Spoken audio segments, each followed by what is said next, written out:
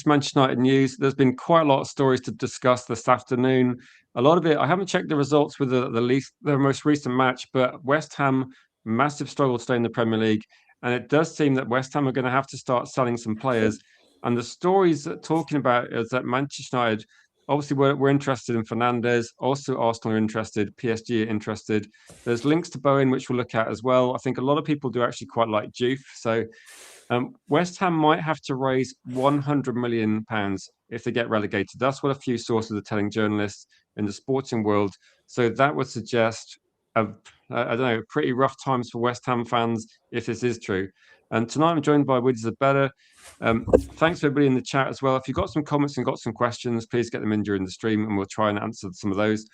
But yeah, I'm just going to check a couple of scores, but I think Arsenal are league champions, aren't they? But that's about as much coverage as I want to give that. Love it. Yeah, exactly. Moving on. First title in 22 years. On. In other news, Man United. So yeah, how you? What do you reckon then? So I think we covered the Arsenal title win about as thoroughly as we need to. Exactly. We've got a World Cup to worry about. Exactly. Moving on, how are we going to rebuild to get the title off them next year?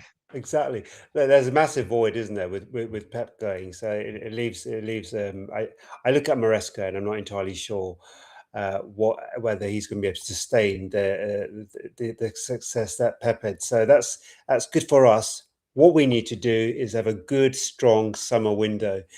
And the whole scenario with West Ham is this: the reason why there are stories that they need to raise 100 million, they have a pre-existing 104.2 million deficit, and that comes from all the owed money in transfers that needs to be paid this year.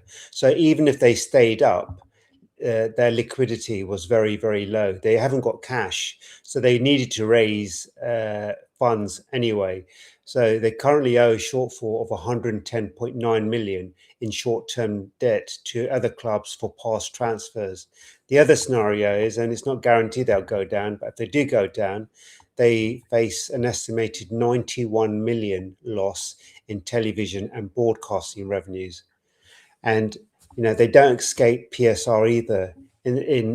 Whereas we have a much higher ceiling for PSR and the new squad cost ratio in the EFL, it's down to 41.5 million. So they're already at 110 million in debt.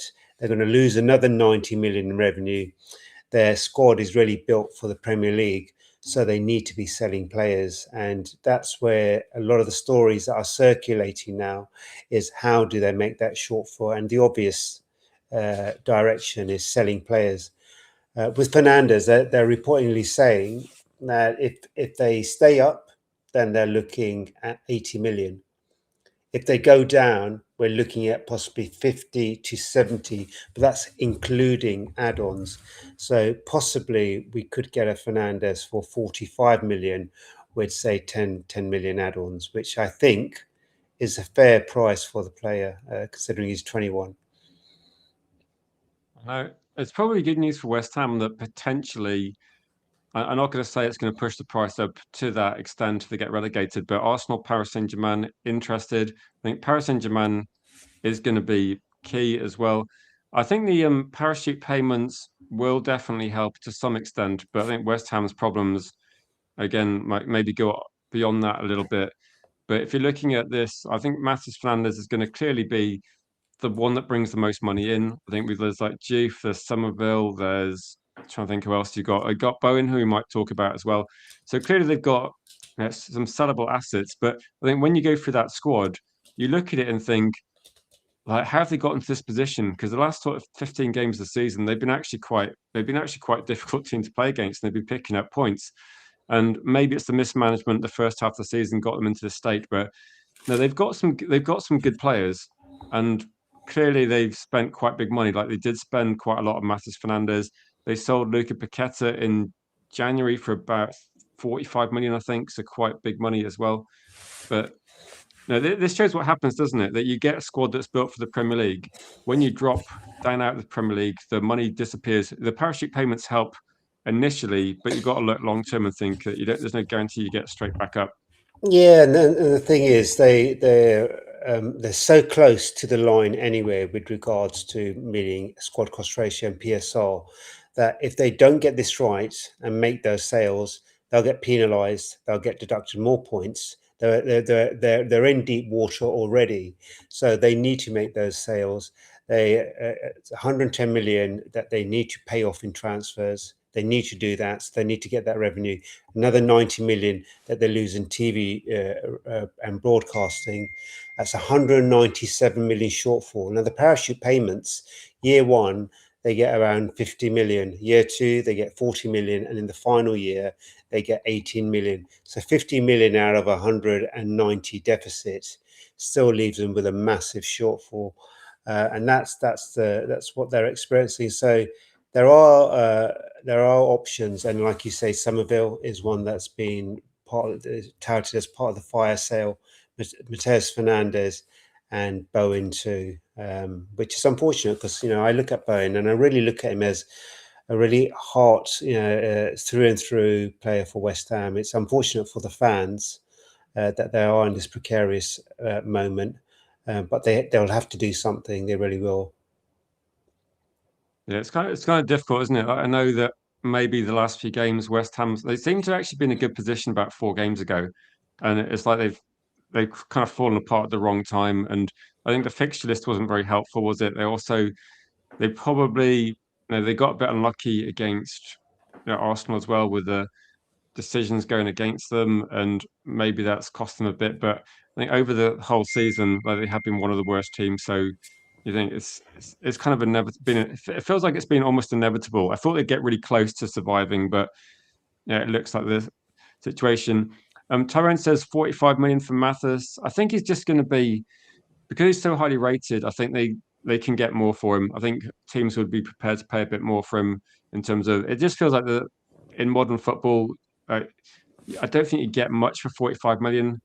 And Mathis Fernandes, he's somebody that if you bought him for 45 million, you could probably make a profit from him in a couple of years. So I think the amount of money that West Ham spent, I believe, could actually be about 42 with add-ons. So they're going to look at him as the player that he has definitely improved over the last year as well. So I think they're looking to get a bit of profit. I think 50 million would actually be quite a good deal. Any more than that, I think, if you're looking at add-ons on top of that, maybe that's going to be a way of getting a deal done. And I think it seems that United did Lemons have add-ons? Because I think every other transfer was pretty much did have add-ons, apart from Cunha, who was a release Release clause. But I clause. think, I think with modern football now, it makes sense to. I think it's made sense for Man United because effectively you can kind of push the costs over into the next financial year, and it might be something that we want to do again this summer. But after that, we should be getting a bit closer to being fine. But I can see that people thinking that it's going to be very cheap because it got relegated. I don't think it's going to be particularly cheap. Um, Someone Yeah, said a cheeky bid for Juve and Fernandes. Do you like Juve as well, or? yeah, I think he's a good player. I think there are possibly better options. He's a physical player, a very clever player too. I think if we are looking at West Ham, certainly Fernandes, I think is a very, very good option. Somerville is a winger, 24 years of age, and he can play along the line. There's a possibility there. If United are looking for a bargain, I think you could probably get him about 35 million, possibly. So it's about getting bodies, but I don't see West Ham selling 3 of their players to one club. I just don't see it. So I think if we are going to go for one, if I look at all of the players available, I think Fernandes is a very good bet. And we discussed this the other day, didn't we? He's young. He's 20. He's 21. There's going to be value in the market for him. He's going to get progressively better. He's an attacking midfielder in my eyes, but he plays in a free also in my eyes in the midfield. So currently, where he would sit, I'm not entirely sure. And the setup, but there's been discussions like you and I have had that do we go to a 4-3-3? There's all the noise about Mourinho at Real Madrid. Is he going to have a word in Bruno's ear and try and bring him over there? That release clause is still there. I'm still thinking he's got that release clause that's available this summer. It really depends on how Man United move, and I think you can't have Bruno on a 1 year remaining contract. So one way or another, the whole Bruno situation, I suspect, gets fixed this summer, whether it gets extended or something different happens. But yeah, Mateus Fernandes, great prospect, and he's young enough. I know he's been starting a lot, but we need depth. We need something different to bring off the bench. And Mateus Fernandes certainly is that. I would have him as the rotational attacker, and therefore a 45 plus 10 is a good and fair price in today's market. Jeff said he'd take Bowen and Fernandes. And with Fernandes, I wonder what Man United are thinking. There are definitely a few fullbacks linked to the club, and I suppose it depends on how much he's going to cost. I think definitely there's people interested in him, and maybe it's more in terms of what he offers going forward. So it depends if Man United think that clearly he's again. I don't think he's there defensively at the moment, but you can argue that having someone a little bit like say Juve in the team might be beneficial if you're looking at putting lots of crosses in. But I think United are considering maybe looking for someone a bit more experienced. But Jeff said he'd take Bowen. Do you think Bowen's someone that would be seriously considered? Because when I saw this, I'll just skip through the midfield section we might talk about. When I saw the story on Bowen, I don't know. It's coming from a decent newspaper in the UK, so there's clearly like potentially something there. But it just seems like he's too old to be. I'm not saying I think he's too old, but Yeah. it would be a definite switch from like Ineos policy to go for a player this sort of age. Yeah, and there's a couple of things. So that there is that age factor, but then sometimes I mean, I don't entirely know what their strategy is now because they're having to bring in bodies. Will the payoff be, well, he may be 29, but he's a leader, he's a captain, so he can bring that into the team. The only other niggling thing I have is that he plays on the right wing. If he played on the left wing, you'd think, okay, there's a very good possibility. He's a good body. He's great at swinging balls in. He commands and has presence. He's physically very good. So I would understand that. But with him playing on the right, does that mean that he rotates with Mbumo and then is Ahmed gone? And would they bring in a 29-year-old for a 23-year-old? Or would they buy their time with Ahmed for one more season? So that's the kind of confusion I have around where Bowen fits in.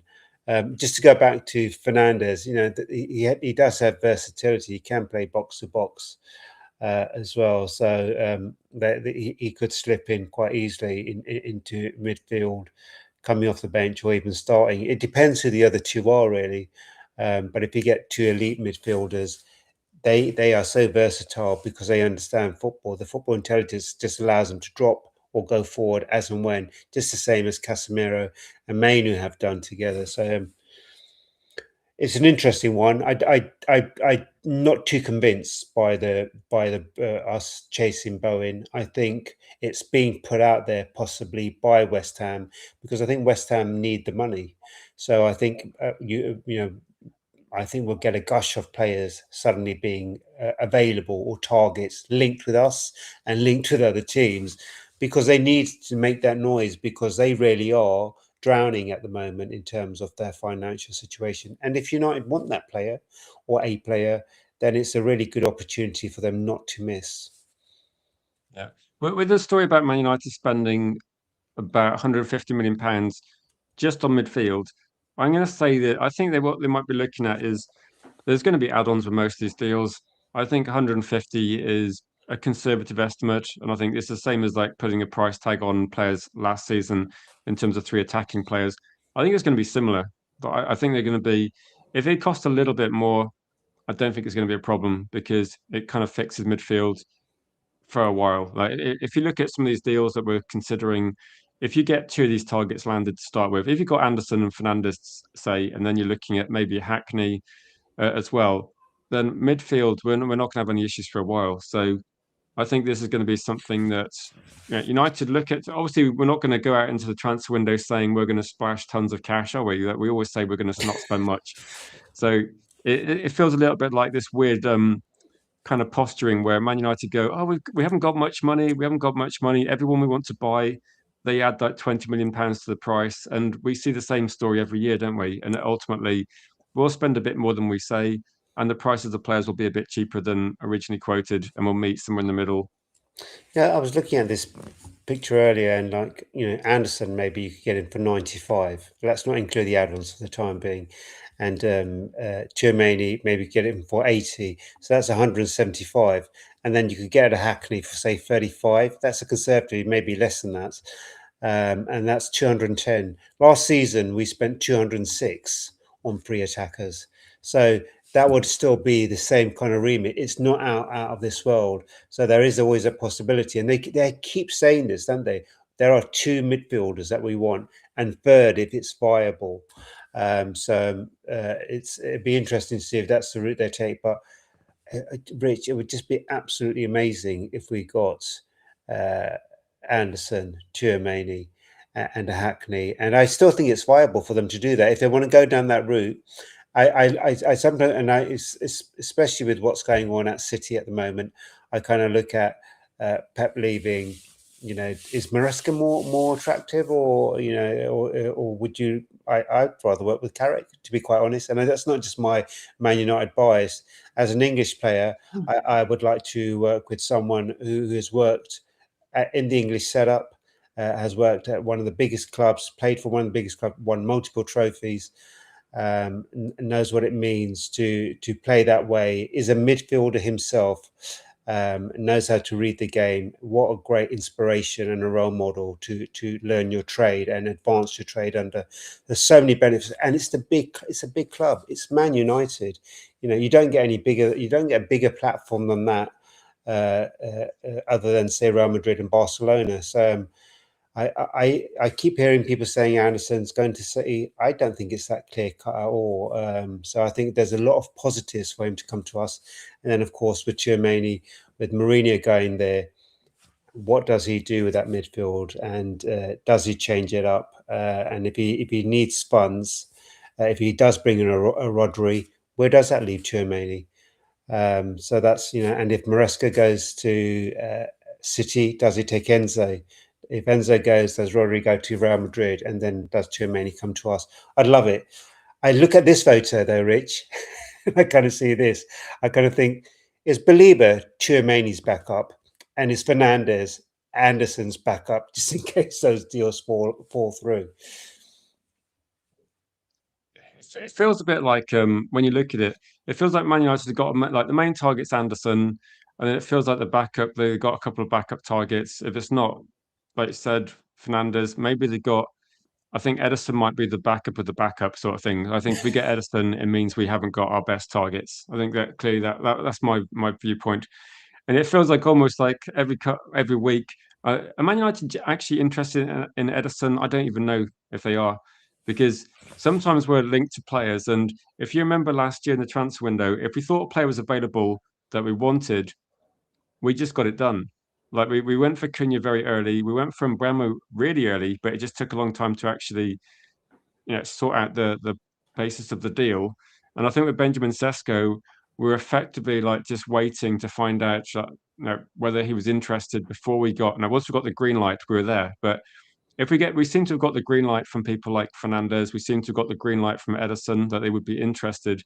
I think if Manchester United were interested in Edison, he'd already be a Man United player. That's my thoughts on that. I think we're kind of keeping him as a like I said, a bit. I don't mean that offensively, like a backup of a backup, but I don't think he's a priority. If Man United got Edison, I don't think it'd be a disaster, but I think it would indicate that United didn't really get the player they wanted. I think we all know Anderson's the target, and it's some. Is it brave or stupid to just publicly announce this is your main target? Because if you don't get him, everybody's going to be like, "Oh, Man United." He put a lot of stuff out there saying we prioritize him. Yeah, I think they're having loads of discussions with loads of midfielders, and they're probably talking each midfielder up, because you can't say to them that you're not our primary target, because nobody wants to be, the sloppy seconds. You come to us because you couldn't get the primary. You want to be wined and dined, and and the club and sold to you. as a player. Although we don't need to do too much of that. It's one of the biggest platforms you can do in the world to play your football on. But it's interesting. We had Alex Scott, and there was a lot of noise around Alex Scott, and that's really gone quiet. Hayden Hackney keeps bubbling up and down because of his past experience alongside Carrick. And we've had Buadi's come in and out, but there hasn't really been too much noise about him. And Wharton came and went. Also, Agume, there was noise a while ago. Baliba suddenly gone a bit silent, you know. So yeah, I think every single week there's a different name in the fray. But Fernandes seems to be one that's kind of gaining more space. Tonali's gone quiet. He's gone quiet over the last 2 weeks. There was a week or so of him. So I think they are speaking to a lot of people, but they can't blink first, because I think if they blink first or put an offer out, it then really sends a ripple to what other clubs may expect for their players. So say if we put a 90 million bid in for Tonali, then suddenly everyone else's prices are around the 90 or so or more so mark. And then the smaller players who maybe were 30 may be looking to go up to 50. So that's the precarious position they're in. Yeah, Tyrone says there's so many good midfielders. We shouldn't be fixated on Anderson. I don't think that. Well, I don't think we're myself and my guest are particularly fixated on Anderson, but it just feels a bit like that's Man United's main target. And because it hasn't gone away, and probably, would you say at the moment with City that this is probably the first time in a while where Manchester City can actually look like a worse prospect for a player going to a club? Because there's no guarantee that, like, Maresca was obviously, for me, he's a big drop off from Pep in terms of what he's done in his football career, like a massive drop off. And it's if Man City were going to be getting the best of the best, you'd be expecting Luis Enrique to walk in the door and replace Pep. But they got Maresca, who, Yeah. you know, Strange. it's a weird one for me that Yeah. they clearly lined him up a while ago and they got him in quickly. Yeah, because that suddenly all came to a very quick head, and we all knew at the time, that he was being linked to City, and within a few weeks of that noise, he sacked, and you could say it was results on the pitch. He was fifth, so he wasn't like on the other side of the table, but there was a lot of noise there, and then suddenly, on gardening leave, and uh, it's interesting because I kind of look at Maresca. He's got a 49% win rate. So you have the Maresca on one issue. Does he bring Enzo? If Enzo comes, where does that bring? Does Anderson fit into that? How are they going to work that? The other scenario is, as a player, would you go to a club with Maresca, and would you then also go to a club where there's 130 charges waiting to kind of be unleashed? And what does that represent? So would you go to a club with that much uncertainty is what I'm saying, because his next move it's going to be pivotal. It's a big move for him. So maybe Anderson bides his time. He can afford to. The World Cup. Maybe Forest bide their time. And this is the precarious thing about all of it. They can all afford to buy their time. I think nobody really needs to blink first because the demand is such. It's a seller's market. It's only the smaller clubs with the fringe midfielders that may start panicking and want to get their players out first, because one or two of them probably won't get sold. So it's an interesting one. Again, I think United are a better outfit. I think we're just bigger name, bigger team. We don't have that uncertainty. We know who our manager is. We don't have any legality issues. We're not going to be facing a points deduction or a transfer embargo or hefty fines. That you don't want to come into a club where all of that noise is going on, because it always does impact the pitch. I know people think it doesn't, but it always has a massive impact on the pitch. And ever since December, when there's been talk about this 40 to 60 point points deduction, City have been wavering up and down. They've been wavering up and down. I think some of that noise has come on, and then suddenly Pep's gone. So yeah, come to United. It's much more calmer waters. If he'd come at 18 months ago, I don't think that would have been the case. I know it feels. That's why I say it just feels like so much has changed in this season where I kept thinking this season that Man City would get it together, but they never really did. Like they never really looked like the City of old. They maybe got 2 or 3 games in a row and then messed up. I think the Everton one was where I was surprised at that result. And I think tonight again as well. Um, no, did City bottle it? Says Bilal. Um, I don't know. City were never really. They haven't. Arsenal must have been top for most of the season, haven't they? So I think City Yeah. never really closed the gap, did they? I thought they spent a lot of money in January to do that, but I don't know. I think City have underperformed this season, and Arsenal have got the job done. I think City have probably got the resources to win the league, but they just weren't consistent. And I'm wondering whether Pep's just kind of that's 2 years now, isn't it, without winning the league title for Pep, which is quite bad, despite spending a lot of money. It's strange. They seem to have this patch during the season that they weren't having before. It happened last year, just before Amrin came in. Everyone was beating them. Even Sporting beat them in the Champions League, and then teams were beating them all the time. We beat them, and you remember how woeful we were. Everybody was having a go, and and then this season it's been the same. So something isn't going on. Is it noise? Is it the players know what's going on? Are they part of it? Are they having to keep their mouth shut? Are they? Is there fear that maybe more will be revealed?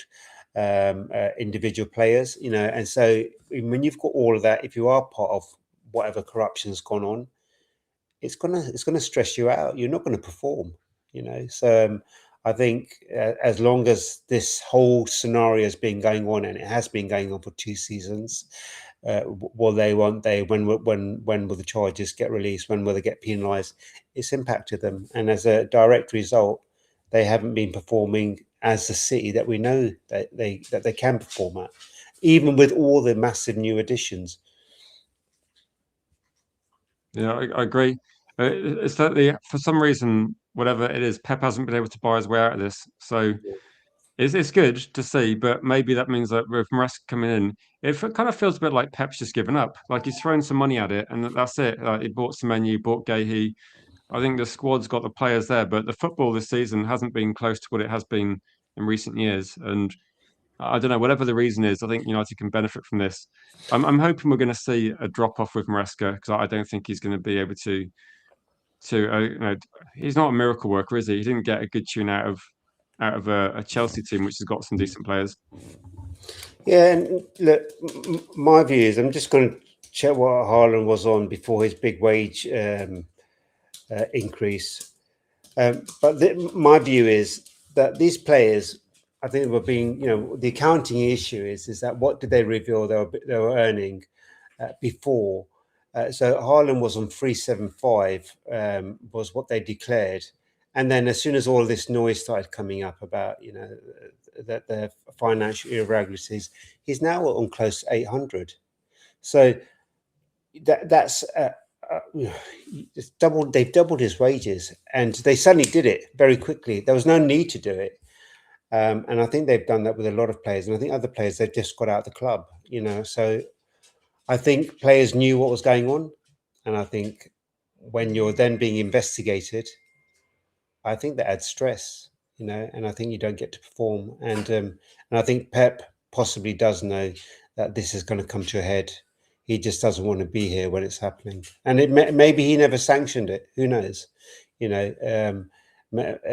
But if you're complicit, you're part of it.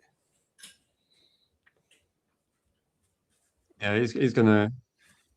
I think he runs when the ship's sinking. Hopefully that is a good indication as well.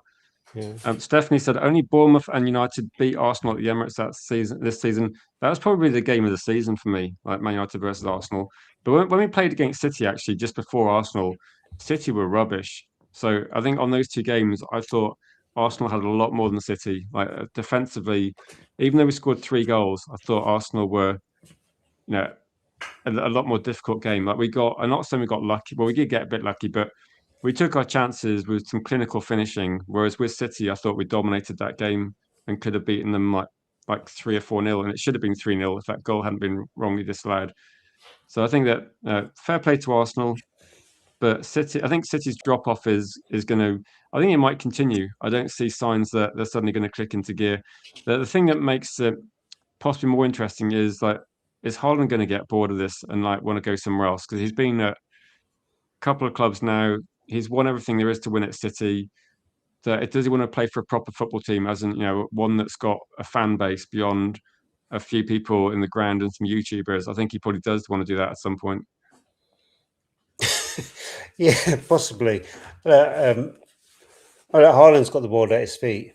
At the end of the day, he could go wherever he wants to. He's a terrific player. He really is. And what I would have done to get him at our club when we showed him around, it just wasn't work. And I think there's too much history with his father and our club for Haaland to have come to United, and his father has history at City, so it made sense. Alpha Inga is his name, I think.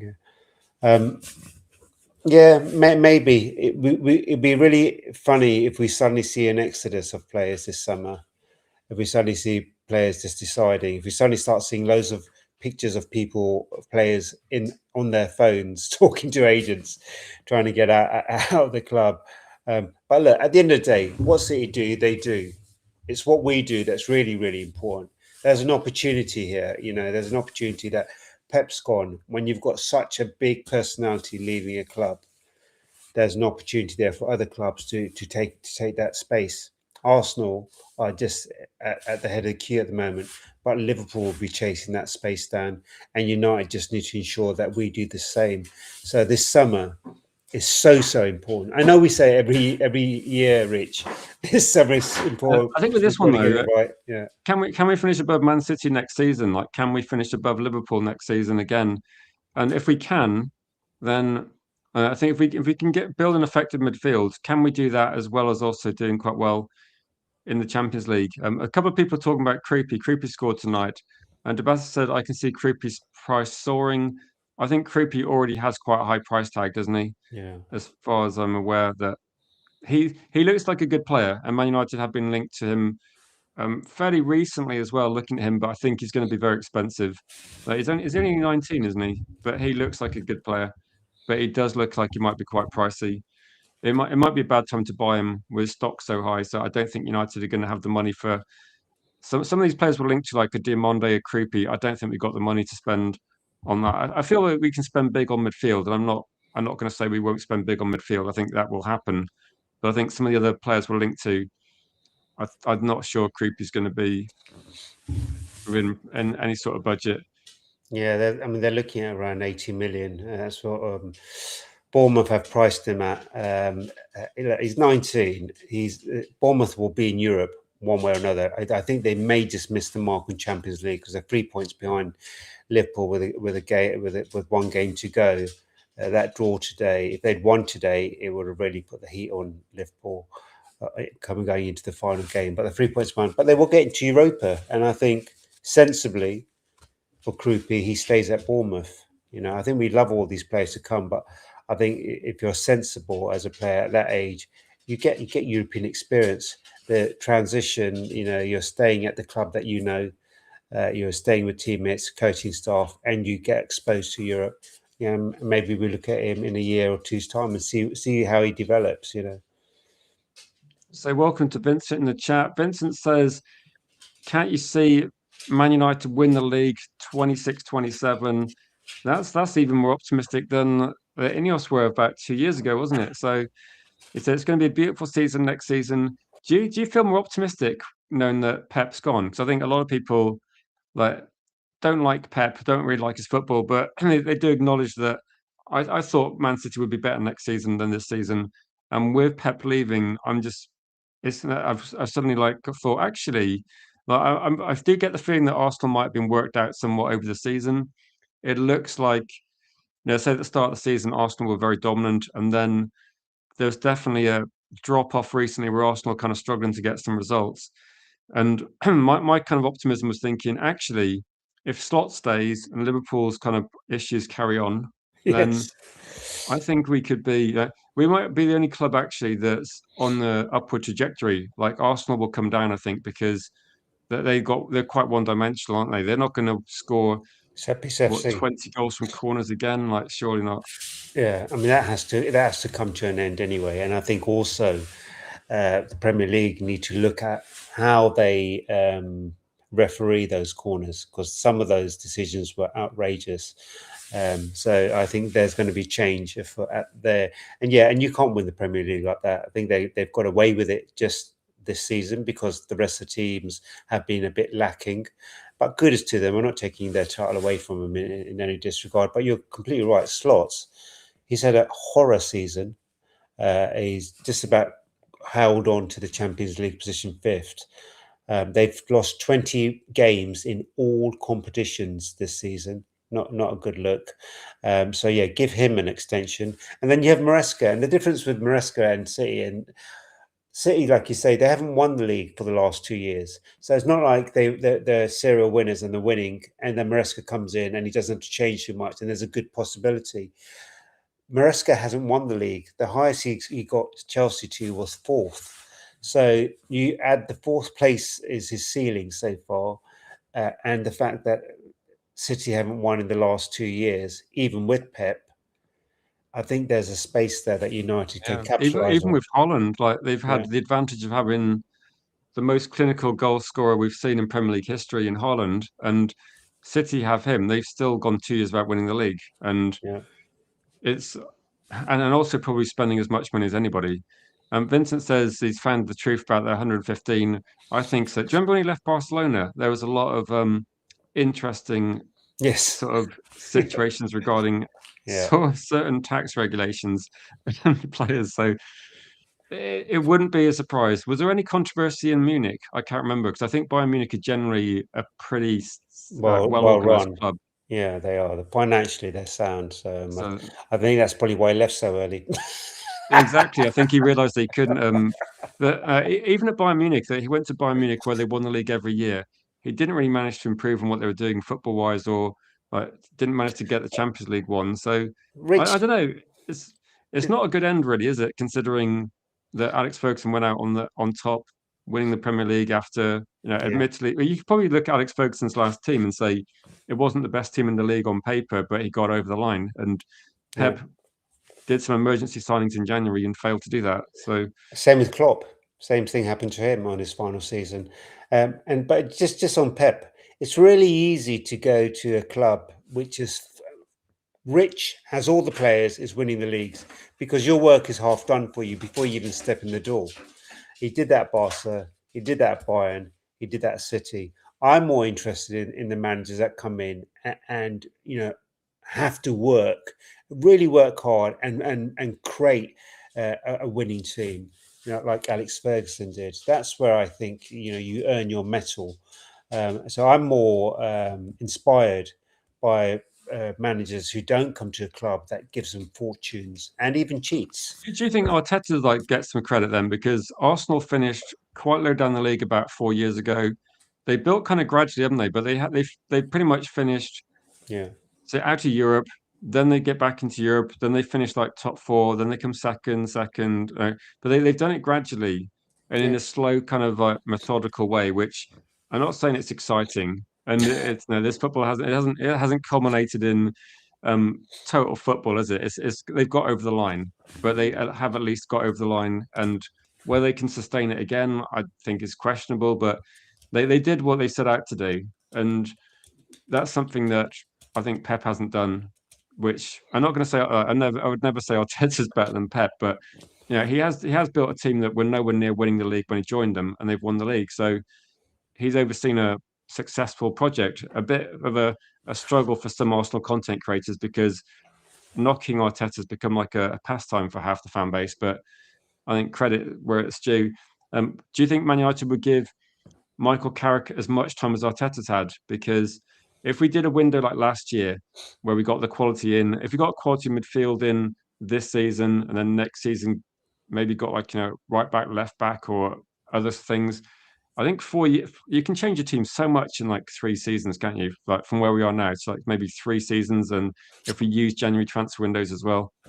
I think that I think the model that I kind of am always happiest with is this: you build a big enough team, a good enough team, a successful team.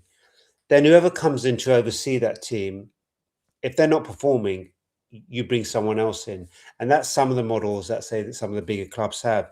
Man City, you remember when they were trying to build a winning team, how many managers they circulated, and what Pep has done over the last 9 years is just ensure that there's a really big quality of depth in that team. So whoever it comes in, they can circulate. If it doesn't work, they can bring someone else in. So I don't get too hooked up. I don't think we're in that era anymore where we have managers that have longevity, just because it's so important to have success or get into the Champions League. It's so important just as a product, which football is these days. So I don't get too hung up on that. I just want whoever comes in to win. If you're I mean, winning, we're third though, you've aren't got me we? on Like, we're side. third, Yeah, so yeah, if we aim higher, we've got to be in a title race next yeah, season, yeah. effectively. Exactly. No, I think this is a different era for Man United because we're going to do a transfer window that is clearly geared towards a certain formation style of play, and it's Michael Carrick's job to get over the. No, it's Michael Carrick's job to get the best possible performance out of that team. And if do you remember the start of last year? There was a point in time where I think Jim Radcliffe or somebody said, "Look, we feel like we've bought enough players to make sure we get European football," and they might have even said top four, and that was the aim. I think Michael Carrick will have. They might not say publicly, but I'm sure if we fix midfield, they're not going to be going, oh, let's aim for top four. Like the target's got to be higher, isn't it? It's got to be like try and finish. Like let's try and finish above City and Liverpool again, be in a title race at least like half the season, maybe. I don't know what the target's going to be. For me, it would be to try and win every competition, but realistically, that won't happen. I don't think. Well, it won't happen, but we need to be trying to get over the line or get close as possible because you never know. You Like never know. Yeah, being very competitive in the first few months of the season, who knows what would have happened? And I think you've got to take that mindset that you never know. Leicester things do happen, don't they? We like Leicester winning the league, so you yeah. just got to be ready. Exactly, and I keep pushing this. Aaron Danks, the assistant manager at Bayern Munich, we're doing our due diligence on him. If we bring him over and add him to the coaching staff, I think you then have really good broad experience of winning the titles, getting far in the Champions League. They got to the semis this year, quarterfinals last year. He was part of that setup. You add in two elite midfielders, you bring in depth in other positions. I think we've got a good shot. I think maybe Champions League we get as far as say the quarters or around the 16, and I think that's good enough. I think that's fair enough. I'm more kind of veered to saying how much of a push can we give in the league, because I think there's a gap here with all the change that's going on, like we've just mentioned, Slot and City. Arsenal have just about won the league, not proficiently, in my view, but just done enough to get over the line. I think United need to take advantage of that. I think our focus next year really has to be Premier League, and let's see how far we can get in the Champions League. But if there's a priority, it's here. For me, it's the Premier League, because I think whoever does make those inroads in this season then adds to that in the summer next season and keeps adding. And I think United need to capitalise. I think if we don't capitalise, then we'll be chasing, because other teams will be getting their act together. Yeah, I agree. It feels a bit like an opportunity. Do you worry about Carrick, or do you think Yeah. it's like a good appointment? Because I think some people were saying that is this like one of those seasons where there's a lot of inexperience now at the top of the league? I think I would say Arteta's not inexperienced. He's now won the league title, so I think he's been in the top in a title race for a few years. Mickey says, with United, we hope for Anderson too many, but more likely to end up with Belieber and Edison. Do you agree with that, or do you think? I mean, obviously, we're not going to know at this point in time, but do you feel like we can get our targets landed? I mean, last year, I think the short list was it had Cunha and Mbeumo on it. I think it had Jonathan David, who in the end we didn't go for. It had Delap on it, who we didn't go for. And actually, no, Delap didn't want to join Man United, so he went to Chelsea. And I can't remember who else was on the short list initially. I don't know if there was like Sesko or other strikers, but we had those Gokres. as well. Was Gokres. Joffrez on there? There was strange around Gokres, because by about April, Amrin had said we're not going to sign anyone who only wants to come here for Champions League. And so there was that noise Yeah, already exactly. Well, already we put out. Yeah, finished 15th, so that was. but we were hoping to win the Europa, which then would have, I get the feeling that there might have been something behind the scenes with like Gyökeres and Amarin, that Gyökeres didn't want to come anyway. yeah. There seemed to be. I think it's dangerous as well because if he's your key man and then he comes over, if he's the person you're pushing for and then he comes over and he's not successful, then your credibility is gone. So I wonder if Amrin wasn't too pushing that much, pushing that decision too much. That's the question. Okay, is two midfielders enough if those two midfielders are Anderson and too many? Because I would still say that for me, that's we do need to have three midfielders. We're replacing. We've only got Maino at the moment. Agate, I think, is almost gone, and Casemiro is definitely gone. I think two's not enough, but I don't mind having a a cheap option. Like I don't want to put an academy player as an option there, but I don't mind having. So when I say cheap, I think the cheapest I've seen is who's the player for Southampton? That Southampton are now not going to be in the final. They Southampton have been kicked out because of the spying thing, which is I don't know if that's ever happened before. Yeah, I missed that story. I just saw a picture of people doing this. Was it at Middlesbrough? Like behind a tree or something, and thinking, was that the level of the? It seems to be hardly like A hearing today, wasn't CIA it? kind of thing, does it? It's not exactly It's crazy. it's not exactly like the wire, is it? It's a bit like what some guy just walking with like binoculars. I was thinking this is ridiculous, isn't it? So Middlesbrough back in then. So What? Middlesbrough back in. Oh wow! So Hackney, that changes everything about Hackney because when we were just talking about now about the two midfielders, I'm thinking Hackney's your third option, and there's so much noise that Forest are going to grab him as Anderson's replacement. I always say, don't get the big signing, get the replacement. In this case, I say get both because I think they're both quality players. But that would make it a bit more precarious to get because if Hackney gets to the Premier League, does he need to move? Does he need to move? And can they ask for more money? Of course they can. So that's going to be interesting. And then would look at different options? I didn't realize. So that's what's happened. So they're back in. No, I don't think a team's been kicked out of a competition for spying on another team before. Not that Crazy. I've heard of anyway. It's Wow. a bizarre one. We used to Jim get. says, yeah, Sorry, we used maybe, to get. maybe We used to get our changing rooms bugged all the time, didn't we? do you know Back in the what's day. weird is that Southampton spy on Middlesbrough, they get kicked out.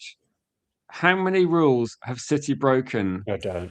And literally nothing. Because Yeah. I think this is kind of like, oh look, there's a guy with a guy with a binoculars there, right? You're out. You lose out in promotion, or a chance of promotion, which is effectively like £100 million, isn't it? Getting to the Premier League, it's worth about 100 million. So imagine like that based on someone spying on a training session. That's it. And Yeah. I was thinking, wow, City have deliberately broken the rules. I mean, stupid for Southampton, but from a neutral, it's actually quite funny. It's Well, like, we should have a change.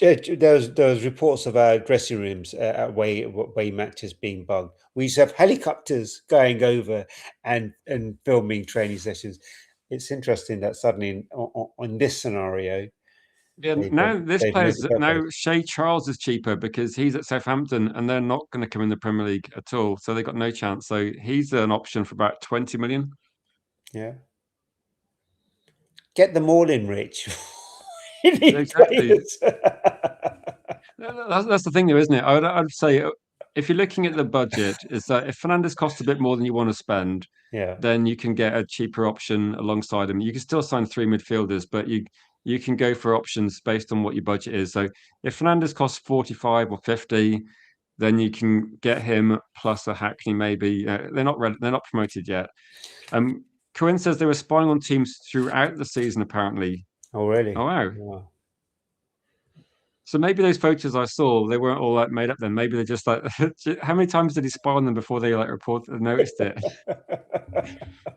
It's crazy, isn't it? It's Well, absolutely one thing that was crazy. funny actually, there was a story that was put out there, and some of the people talking about this were saying that, when people that advertise training sessions, as in like Man United will release a video and go, "Oh, look at this! Look what they're working on," and other clubs will show people running drills or training sessions, and Yeah. pretty much everyone will be looking at it and going, "Oh wow, look at that!" Everything they release is pretty much the most basic of drills. Like they're never going to release anything that shows any sort of tactics. You're essentially watching a bit of a kick around, or you're Yeah. watching a very basic drill. But I think people think that the information is freely available. I think when you're actually working on tactics, they're not going to. It's not available to the public. People aren't going to know what they're working on, and I think that's where Southampton crossed the lines. I think people thought that there's lots of open training sessions and people can just turn up and watch what's going on, but that's not really the case. I think the things they put out there are things they want to put out there for publicity, but they've admitted, bloody hell, they've been admitted to spy on other clubs as well. Spygate. Maybe I Cool, don't know. bro. Is that where the punishment ends then? Because I guess that they're not going to get promoted, but bloody hell, Southampton are going to be the black Wow. sheep of that league now, aren't they? They're going to Yeah. be I where. think it's probably haven't heard the end of that story then, by the looks of it. It's good to see it's good to see the Championship actually taking a hard line, whereas the Premier League could maybe take a leaf out of their books. Yeah, but that's the problem with all of this is the smaller clubs always seem to get, they punch down, don't they? And they kind of shy away from the teams at the top. And I think that's where City, it's been so precarious for the Premier League because City just have their lawyers suited and booted, and so they're all lawyered up, City, and so it's a mammoth task for them. And even they say when these charges do come up, they'll probably appeal it, and if they appeal it, they're talking about mid-February next season before we get a final decision. I was playing kind of devil's advocate, and I thought maybe there's an agreement behind closed doors that if they'll give City will lose 40 points, and 40 points just about keeps them up this season. Maybe they agree they're not to appeal it, and it's done. World Cup happens, story's buried. Premier League safe face because they've been sitting on this for 2 years. That because it's not a good advertisement for the Premier League. I think they're more concerned about that than they are with the actual discipline they need to dish out. I think the Premier League is a global brand, and when you're talking about this amount of irregularity happening over such a long amount of time, we're talking several years, and then also the actual case on it, which has taken at least 2 to 3 years, it's not a good look. It really isn't. So a World Cup and doing it quickly would be a good way to bury the story.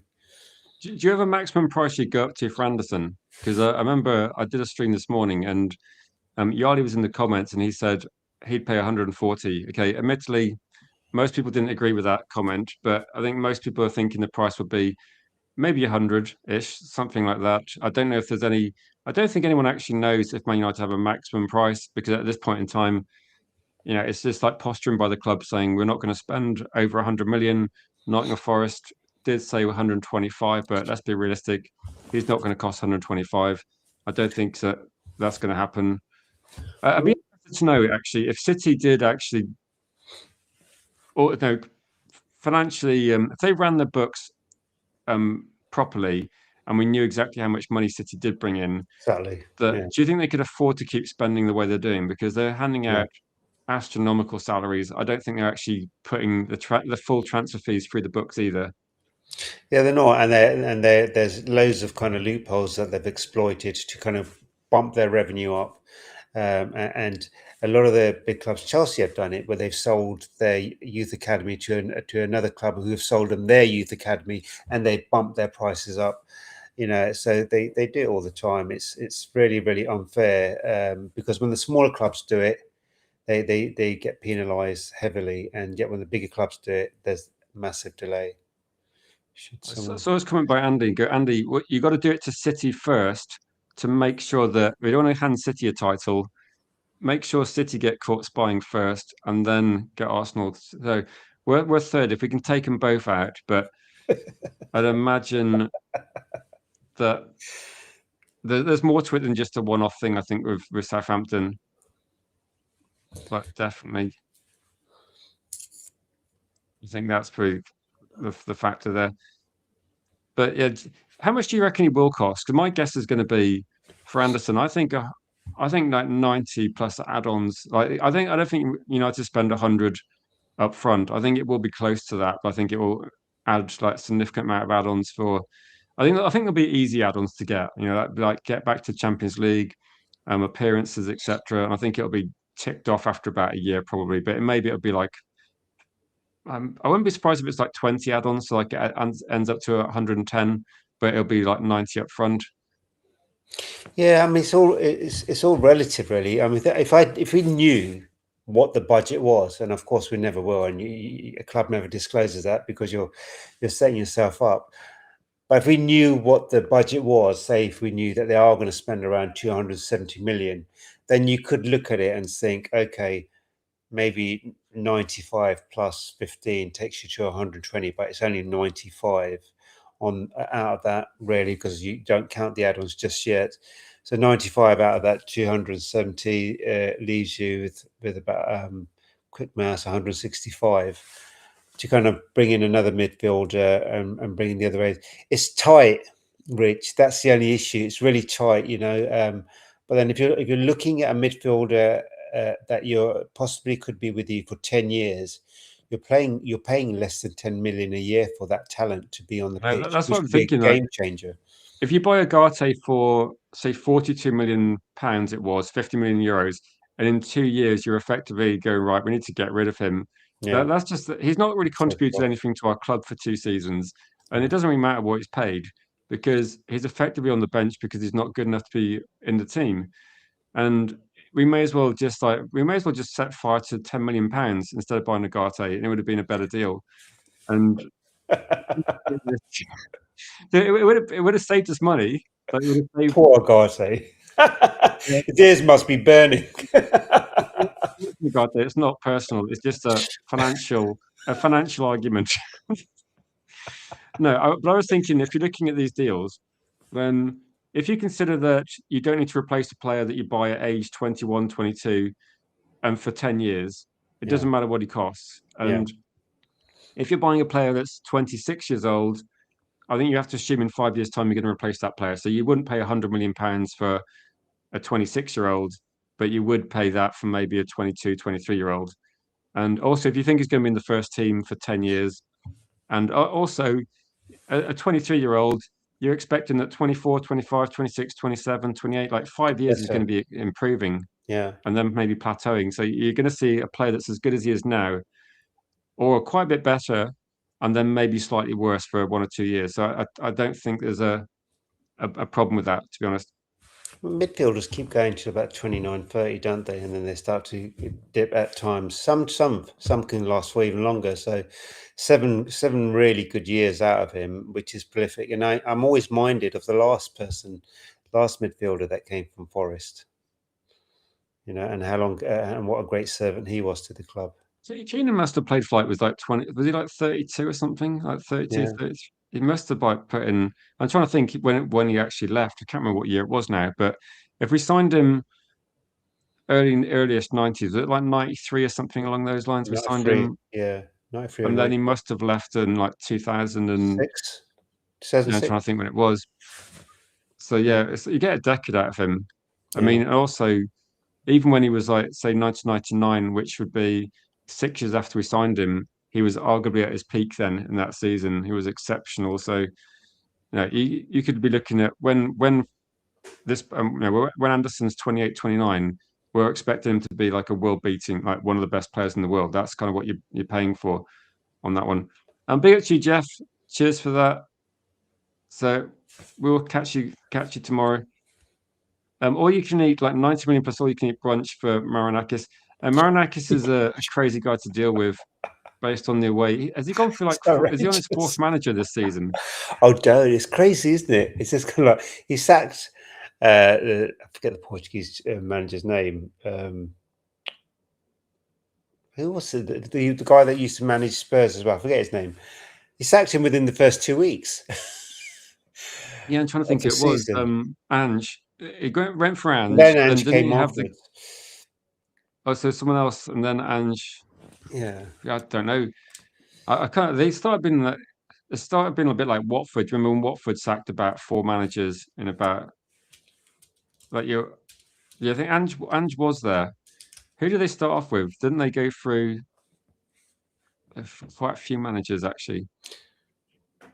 They've gone through like 2 Wolves managers this year, haven't they? They ended up on one, but they had one before, didn't they? Have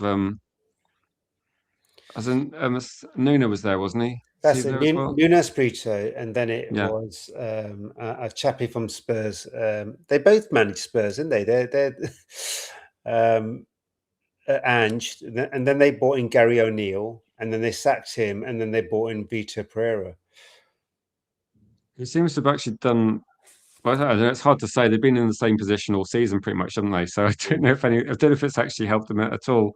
So no, a bit of a strange one. Yeah. So the championship finals on Saturday. So Southampton. Well, it depends. I think Southampton can appeal it apparently. So we're guessing who do they play then? Like who's actually against Southampton or Middlesbrough? Who else has got to the final? I've kind of stopped paying attention. I've been kind of interested to see who won out of these teams because of the Hackney story, and Yeah. the spying story just makes it more interesting.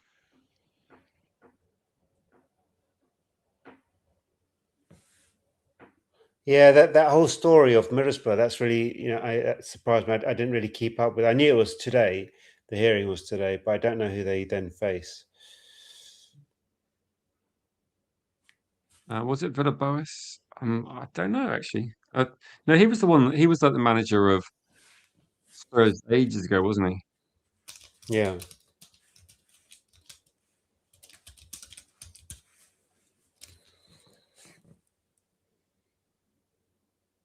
We might be getting a guest on, but I need to check the timing. I think Helgi might be a bit late, but we might get a different guest on. I'll just send a link to see if we can get an extra person to get their viewpoint on. But Helgi said he'd be back in a half an hour. I think that might be a bit late. How do you feel? I feel quite tired. Yeah. Been a long day. It's been a long day. And if anyone's got some questions in of anything you want to cover, anything you want to discuss, please get them in. Quinn says, what's this one? Yeah, that Gibbs White. Crazy owner. That contract. Um, The Gibbs White contract was where he then took a journalist to court for revealing his possibly release clauses, because he's got a very complicated contract, and that's why this season the noise about Anderson having a low release clause if Forest don't go to the Champions League. Reporters have been reluctant to report it because they're scared of getting sued. And so that may still be something that's available come the summer that clubs do know about but aren't able to speak about. yeah, I guess when they were talking about it, my understanding was that there might be something if they got relegated, and there might be something if they miss out on Champions League Champions League, football yeah, but is only applicable to teams in the Champions League. yeah, So I think Anderson, I think there's some complexity around the contracts of players at Forest, which makes it that's why when I see the price, no one knows. Yeah, no one knows for sure, do they? yeah. Ben Jacobs kind of hinted at it back in November, but I think all the journalists are scared to say anything because they just don't want to end up in court. You reveal something, and a lot of this stuff is kind of someone from the club will tell you, or you get an inside source, but you can't even go down that route with revealing at Forest at the moment, because he will take you to court and find out who the inside source is, and then you're in a whole load of trouble because you're having to reveal your source, and then there's litigation. So I think, like you say, nobody knows. If there is a release clause for that, it'd be amazing. But there's going to be so much competition for Anderson anyway. If that release clause is in the low 70s, between 50 and 70 million, then it's going to be even more difficult. But we're in the Champions League, so we stand a good enough chance as anyone else. Would he go to Liverpool? I definitely saw enough photographs of like Man United players talking to Anderson on the weekend after the game. I was hoping to see more of that, and like lots of like sort of. So one bit of hope. So I don't know, Corinne. I don't know. My hopes for Wilcox are maybe they don't extend as much as yours. Wilcox apparently had a meeting with Forest officials recently. Apparently, if Man United are interested in Hall, that goes back to Wilcox as well. So maybe some of these people can actually redeem themselves in Man United fans' eyes by getting some of these player deals done, possibly. Yeah. Did you want to have a look at the so possible midfielders on the Data MB website and just to kind Yeah, of if see? you put that up, we can do a comparison. Yeah. So let's put that on the screen. And let's take this out.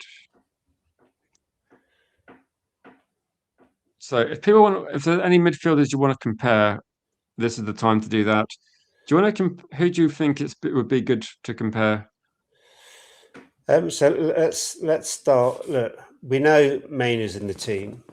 So if we put Mainoo in, then we know what we're working with. Now, just remember that some of these numbers aren't going to be great because he hasn't played so many minutes. But that's what Mainoo gives you: forward passes in the game. That Interestingly, if you put Belieber in, I think Belieber works quite well because he's been more defensive this season. yeah. Have the chat have got any kind of options that they want to look at? So yeah, Belieber kind of works with the duels and possession one. But it's interesting because on the game against Forest, he didn't do too many forward passes, but what he did do really proficiently was a load of recycling the ball, which then allowed us, because we had 29 shots on target, it allowed us to go forward. So he was very proficient at doing that and keeping the back straight. They had 2 or 3 attempts, I think, Forest. If you put Anderson in, I think when people say about how good Anderson is, if you put Anderson in, It's it's just literally like amazing. everything. It's He everything, literally does isn't it? everything. Yeah, look at it. Just it's just Let me just move amazing. the comment a minute. Yeah, but Ben Jacobs did say about certain clauses, Mickey, but he was deliberately vague because he might get sued if he says anything specific. So he says things like there's suggestion there may be clause. He can't say categorically this is going to happen because it's confidential, and Ben Jacobs is not wanting to get sued. If you look at that though, Anderson's it's ridiculous, isn't it? Progressive Yeah, passes, forward passes, possession one. yeah. It's amazing.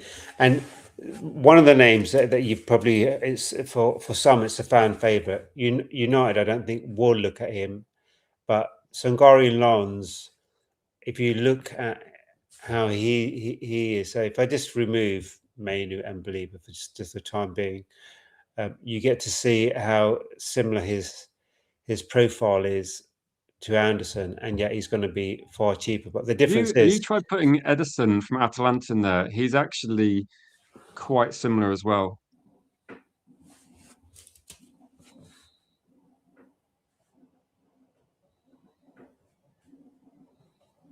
So with Edison, you're not getting the duels one as much, but the passing is pretty decent.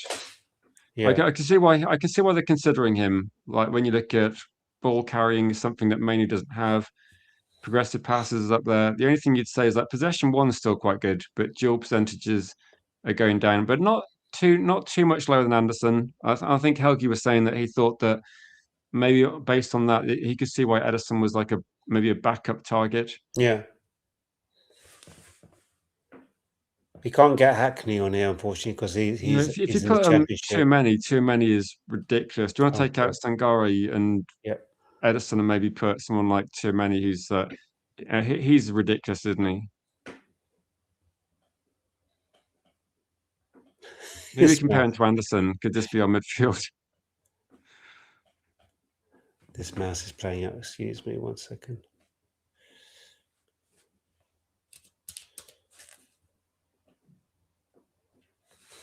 Yeah, look at that. Jules Yeah. literally doesn't lose a thing. I think what's crazy about He's in. Tchouameni is it's the most bizarre one, isn't it? Where he's almost like the best in the world at certain things. Yeah. And forward passes, top 1% out of the top 5 leagues. Jules, top 1% out of the top 5 leagues. And Anderson is very close to maybe the top 3% in progressive passes. So you bring them two together, Can you imagine that midfield? Like, look at the possession one from yeah. like Anderson and Jules one. It's And it's crazy. if we held on to Bruno, How does some of the this kind of is. linked players But like Angela Stiller's a good one. if Like, you how look at does he? just quickly, so that's Bruno on there, and can you see he then covers all the other spaces, the deficiencies that the other two players have in terms of carrying and key passes. So it's just yeah. I mean, you look at that as a Key midfield passes for unit, Bruno and solid, is ridiculous, isn't it? yeah, solid, and they're all progressive passes of the ball, which is brilliant. You're gonna have quick transitions, and they're all comfortable on the ball. They fight well. They hold on to possession well. It would make for such an exciting team. That's why we keep talking about it. About three or four free midfielders. If you could get these two midfielders, I would forgive not being able to get that, and maybe you bring in a Thwaites, or maybe you bring in someone else at a very very small price. Effectively, what you've got to do is though, if you sign these two players, like if you got too many in Anderson, any player you sign is not going to get in the team. That's Yeah, probably that's. Do you think that's the thing, isn't it? That does Maynard get into this team? If we got I don't think. Anderson too many, it's Yeah, I don't think he does. That's the problem. Under those those three players, I don't think he does, unfortunately. But he's young enough, and I think there's enough games where he can come on. But then look, when you've got that quality, I love Mainu. I look at what's best for the team, and if Mainu can step up a gear, then it's a different scenario. But just remember that these stats for this season are only based on a shorter number of yeah. minutes. So they are going to be prolifically less.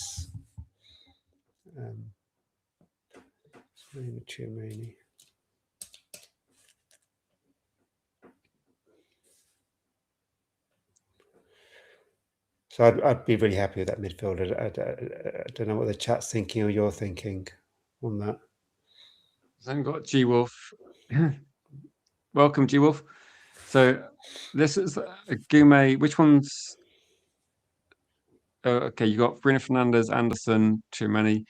How does Angela Stiller fit? Because he's one that Vivell really wants.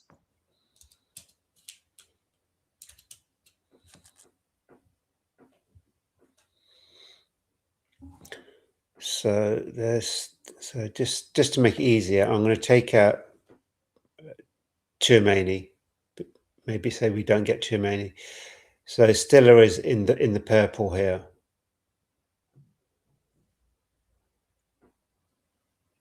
So progressive passes is very good. Key passes is very good. Forward passing good.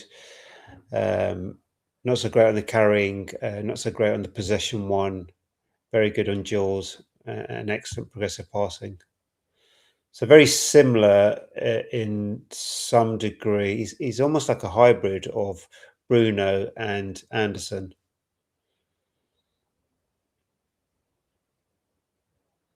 It's kind of difficult. When you look at things, if you're going out shopping, and when you see something you want, it's difficult to look at the other options.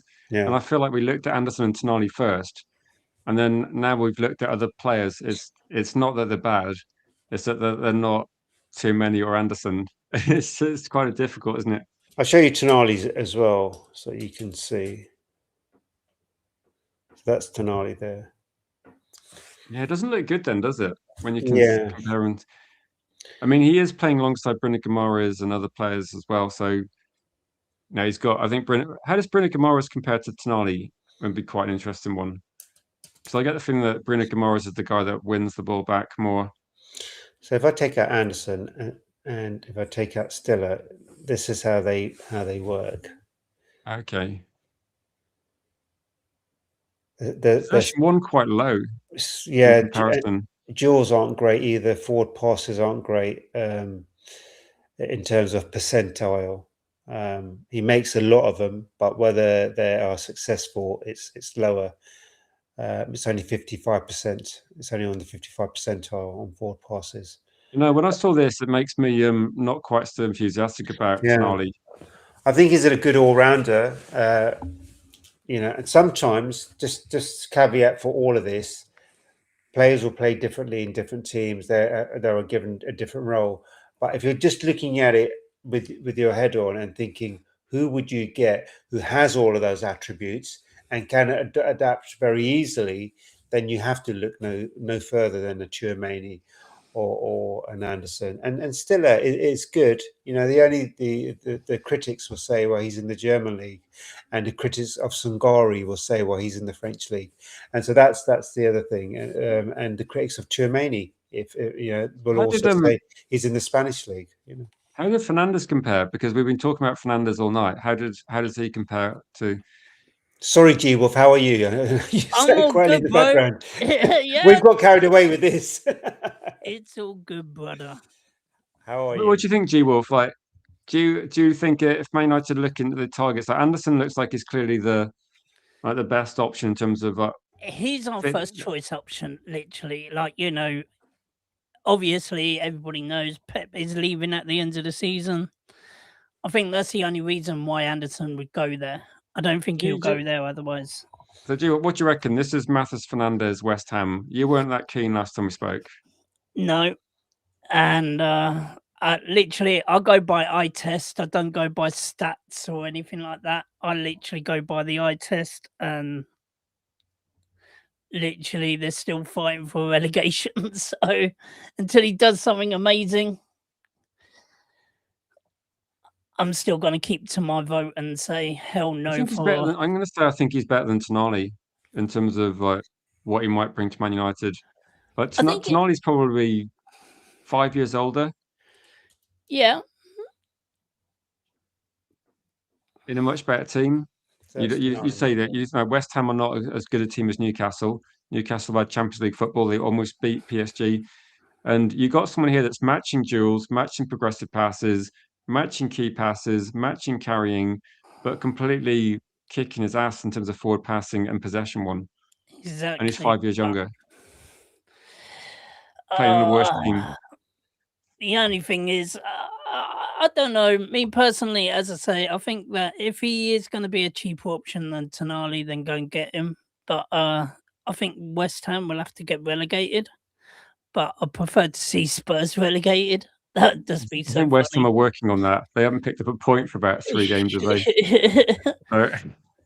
No, I just think looking at this though, if you didn't know the players' names and I just said player A, player B, and you look at the stats and go, actually, the player in green plays for a team that's in the Champions League. The player in red plays for a team that's fighting relegation.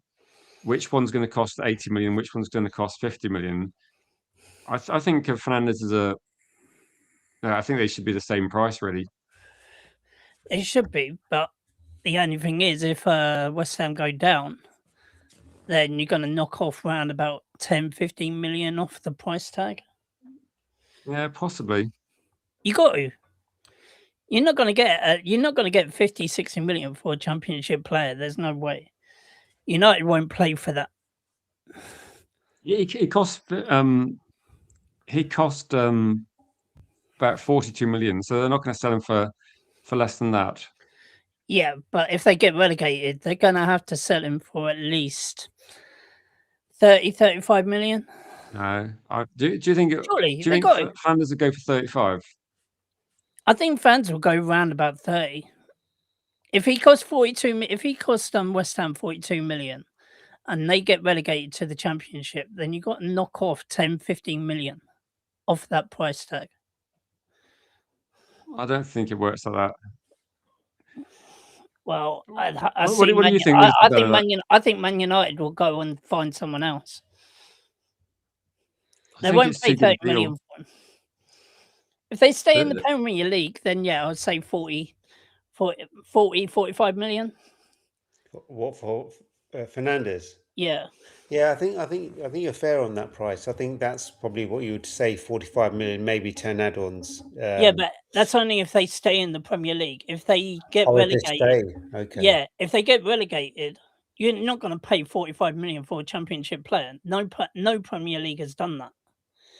So what they're actually, it's been reported is that they're looking at about 70 million, 70 to 80 million if they stay up, and they're looking at around 50 million plus if they get relegated. If they get relegated, really? It's because they paid 42 million for him, and he is a good player. He's a good player, but the only thing is, surely, that if you're going into a Championship, you knock off 10, 15 million off the price tag. No. I think because he's played 2 years now, 1 year with Southampton, 1 year with West Ham in the Premier League. They will point to 2 years of Premier League experience. So he's got some advantages on, say, some of the other midfielders that we've been linked with, because they can point to him having Premier League experience, and he's young enough. He's 21. That's the other thing they'll say. So they've got Premier League tax, you've got the young tax. But you may be right to some degree, because I think if clubs don't come in with offers and they buy their time, West Ham will get increasingly desperate because they need the money. Yep, exactly. You may be right. There are a few. So should we go back to the story so G-Wolf can see the Yeah, sure. the story? But just so you get all the information, G-Wolf, because I know you've just joined us and we've been talking about it for a little while. Man United are going to be in talks again with trying to get Fernandes. I think most people think they're going to get relegated, don't they? That we're all thinking they get relegated. I mean, Spurs are trying to make it interesting, but they've got to win the final game of the season, haven't they? Is it away to Forest? I think the last game. So yes, you never know. Spurs lost today, didn't they? Yeah, they did. So it's still up in the air. And Spurs, where did they go to in the last game?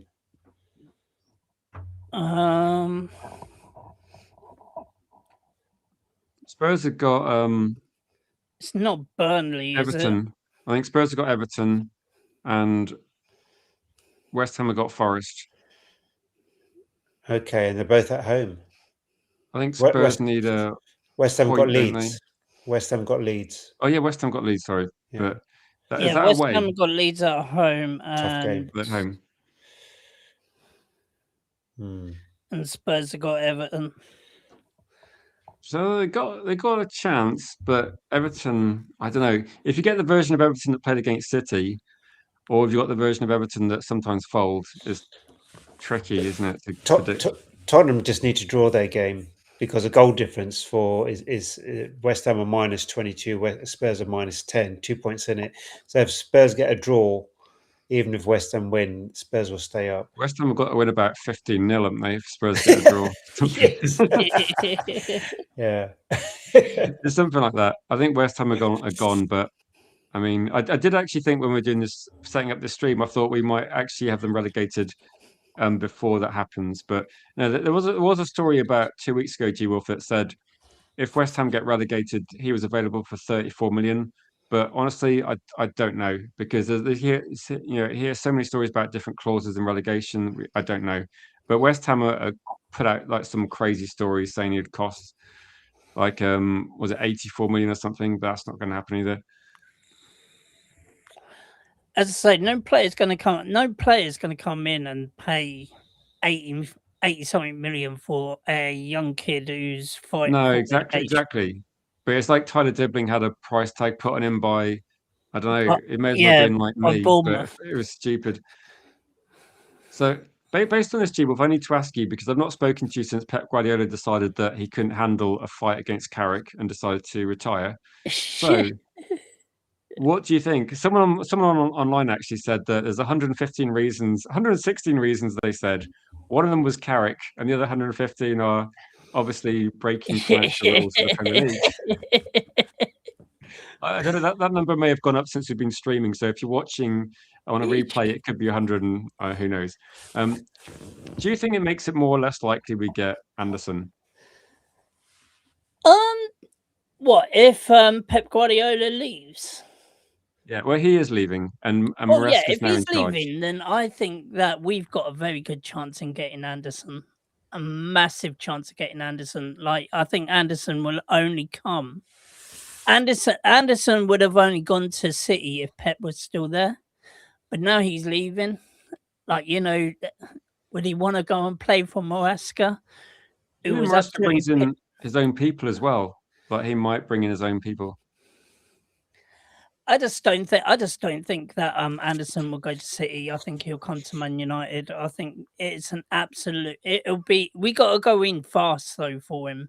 Like as soon as the transfer opens, or even just before, like get the deal in place, get him get the contract, get him all prepared for the contract, and then We should have had the contract good to go at Old Trafford, shouldn't we? And go, Anderson, just a minute, let's get terms agreed. No. I mean, like agreed personal terms and all that. Yeah, get that's all what I mean. place. We can do that anytime, can't we? Yeah, but as long as we do all of that first, and then literally and got an absolute, yep, I'm definitely coming to Man United. I'm not going to go and sign for another club, and we got that in writing. Then he can go and play in the World Cup without any fears, and we can be happy by the end of the transfer window.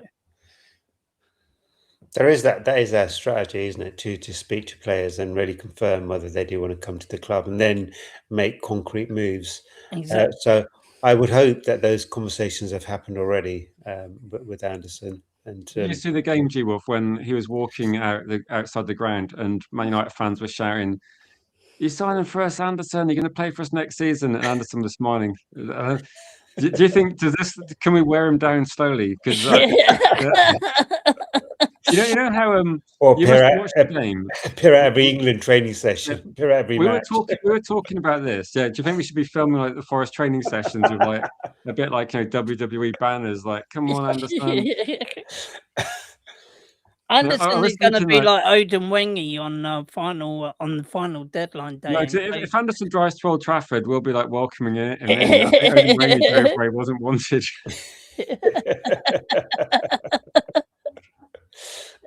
That's probably one of the funniest transfer deadline stories ever. That was absolutely funny. He wanted out of West Brom, and he was at goes to Crystal Palace to try and sign for Harry, and Harry said, "I couldn't get the deal done. I had to tell him to go away." No, do you think that with like the Casemiro thing, that when Casemiro got substituted, it was quite an emotional moment for a lot of people, and they got a good reception from the fans. Do you think this sort of thing like can wear down players like Anderson, because you got all this kind of like positivity around United, and then you got City, you've got Maresca, who was a disaster. He got sacked because he was rubbish this season. Yeah. Next, you'll be saying, "Oh, do you think he liked the second kit?" I thought, "Well, the new kit. I'm only wearing that next season." I mean, he's already wearing red, isn't he? He's always. I've run out of all the arguments I got, G Wolf. Once a red, always a red. Exactly, and he wants to play for a team that's won more Champions Leagues, more European Cups than Forest, and that is Man United as well. I would just whisper in his ear. Just remember the last midfielder that came to Man United from Forest. Yeah. How successful he was. That's all I would say to him. That was the last player we signed from Forest. I mean, admittedly, they were in the Championship for about 15 years, so that might be a fact. Maybe longer, actually. Yeah. Maybe longer. Cam 35mm says, "Who in their right mind would wear baby blue?" Come on, Anderson. Can you imagine if there was like a 60-point deduction? I don't think it's going to happen, but it'd be quite nice to see City starting on -60 and being a relegation fight for effectively most of the. Actually, they get relegated. They actually get relegated. I think even now, if they were to lose 40 points, say today, they'd be joint with Spurs on 38. Wow. Yeah, just above them with goal difference. Just deduct 45 points, then make it. maybe deduct 42 and make it interesting. No, we're gonna wrap up in a second. If anyone's got like a final question, cheers, G Wolf, for joining in Fergie time. Have you got any points you'd like to make, G Wolf, before we finish tonight? I think you muted G Wolf. I think he's having a conversation with someone else. He's on the phone to Anderson, just brokering the deal. Yeah, sorry about that. My daughter's calling me and stuff. you know, I can read lips, do you? Telling her to go and do one. But anyway, sorry, you said, what was you? Any final comments you got, G Wolf, on like transfers before we? What have I got? Final on transfers. Well, anything you want to talk about? And we haven't discussed the game, so any positives about Anderson from the match and the weekend you liked? Don't get me wrong, but Anderson, they gave us a game. He did well for didn't he create one as well for Forest? He created 2. Did he create 2? Yeah. Oh, I thought he only created 1. But yeah, 2 assists. That lovely swerving one into the box and that quick movement along the line. So welcome back to George. We've not seen George since we had the new channel. So big up to you, George. He's got some final comments. What have you got, George? What have you got for us? Wow. George Carl, I haven't seen him in ages. He's always coming with interesting. How have we given Carrick the permanent job? Let's see, because he's deserved it. He's got us from 5th place to 3rd. It doesn't sound as good when you say 5th to 3rd. Yeah, what do you say? 2 defeats and 16. That sounds a bit better. And that. Yeah. And you say, why the hell have we given him the permanent job? What? Because he isn't a big name like other people, yeah? We've had big name players and look what they've done. How do you feel about Maresca going to City? Because if Maresca had come to Man United, I'd be thinking, oh, great. I don't know what to expect. I wouldn't be excited, put it that way. I think City are vulnerable. Yeah, who would you have gone for, George? I know some people are saying that they think Emery would be been a good shout with experience. I heard some people wanted Nagelsmann.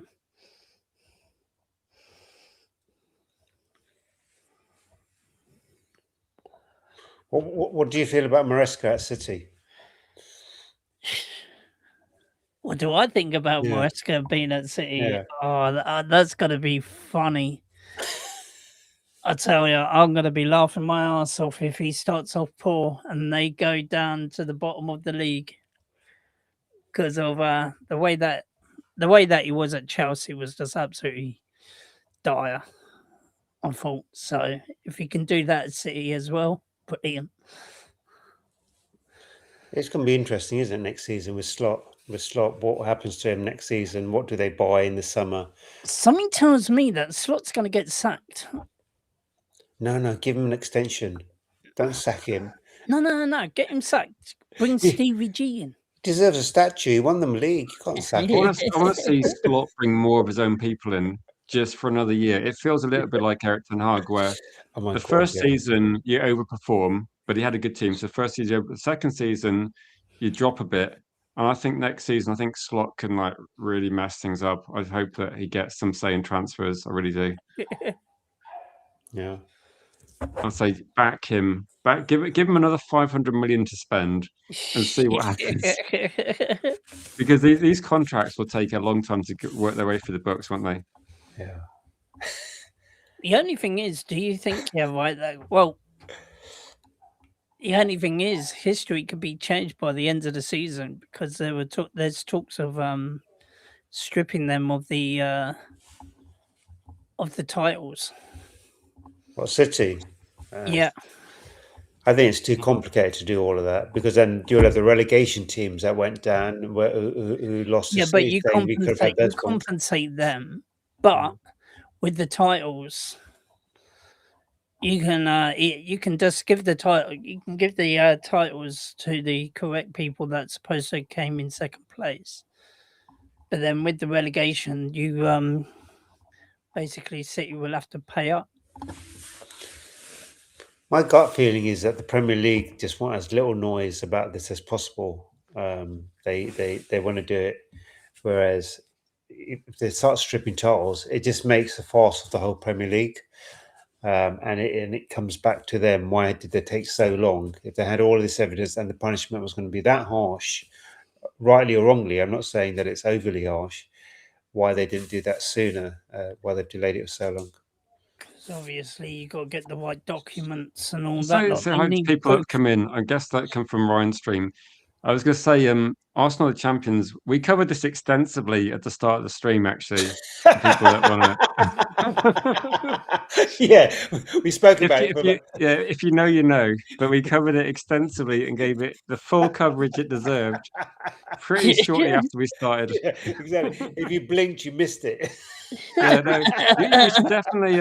What I was can't it? remember Well done, exactly. well done, Arsenal. Moving on. Yeah, I think it was between like the 40th and the 42nd second, something along those lines. That we did cover it pretty much. You boring corner taking melts. Do you know what the thing is? As a football fan, instead of giving Arsenal credit, I'm just going to say Liverpool were a disgrace and Man City are embarrassing. It were. There you go. That's how Man United fans deal with this rationally. I think. I mean, to be honest, it's like two things that you don't like. One of them's going to happen, and to be honest, I don't know how I feel about it. The fact I know more Arsenal fans than City fans is annoying, but at least Man City didn't get a domestic treble. So, I mean, if Aston Villa could actually have stepped up a bit, they could have helped us a bit this season, but unfortunately they didn't. Oh God, I hope Arsenal don't win the Champions League now. Can you imagine that? Arsenal. Oh my God.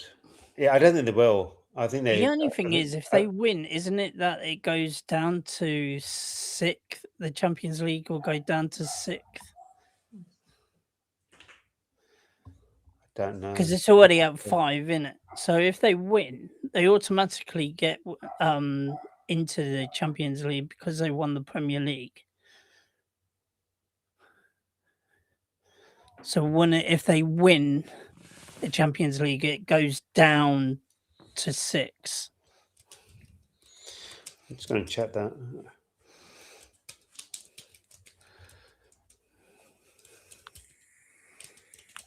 Oh, is that only for European winners? Oh, okay.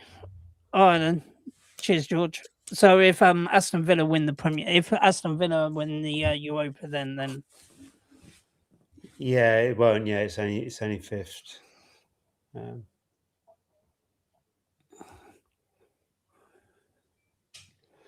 I know that you what I'm saying was that you automatically win. You automatically qualify because you got into the top 4.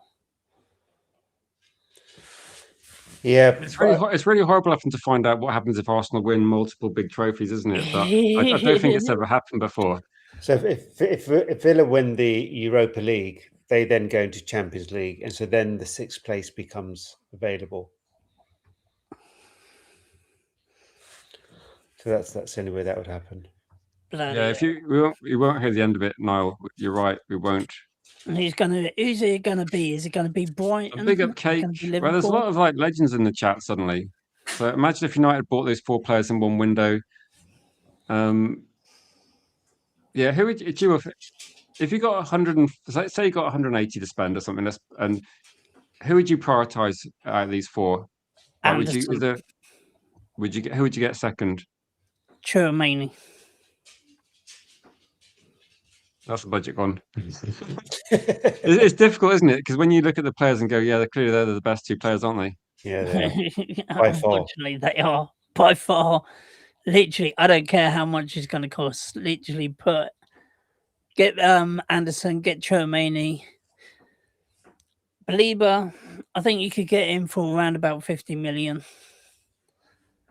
And then Anderson will be over 100. Chouameni will be about 70 to 80. And Belieber will be about 50. And then we can get like a cheap deal for Stiller or something. Do you think Belieber will go for 50? I think he'll go for more. Nah, he's been poor this season. Yeah. He's picked up a bit, but He's still been poor They want- overall. They want 50 for Fernandes, and they're possibly getting relegated. We ain't paying 50. If he gets relegated, I'm telling you, we're paying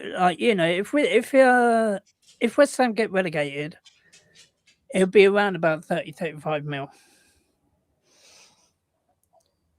I still think Chelsea are going to throw their last match to make sure they don't get into Europe. I called it that they wouldn't win the FA Cup because they couldn't afford to be in Europe because of the stricter 70% squad cost ratio under UEFA. I still think they'll lose because they're 8th at the moment. They'll have to lose to finish outside the top 8. I think they won today because they just want to stick it to Spurs. I think they'll throw the last game. I think Cake's right in terms of like, there's effectively a list of expensive players, isn't there? And they're probably Anderson, too many, maybe believers put there based on price. And I think Man United buy one of those players. And then I think, I don't think we get too many plus Anderson.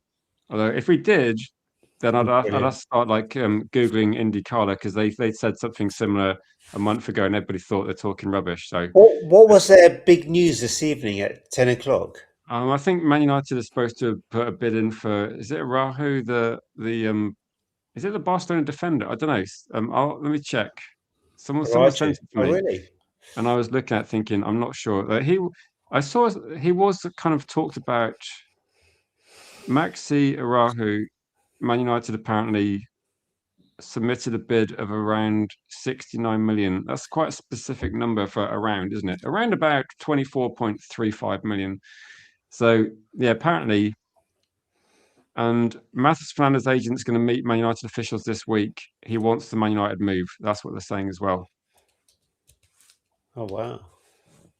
So it seems that, like, gee, well, how do you feel about that? If that's true, we'll have to see if it's true. But apparently, Matheus Fernandes wants the move, according to club sources. So that's what they're saying.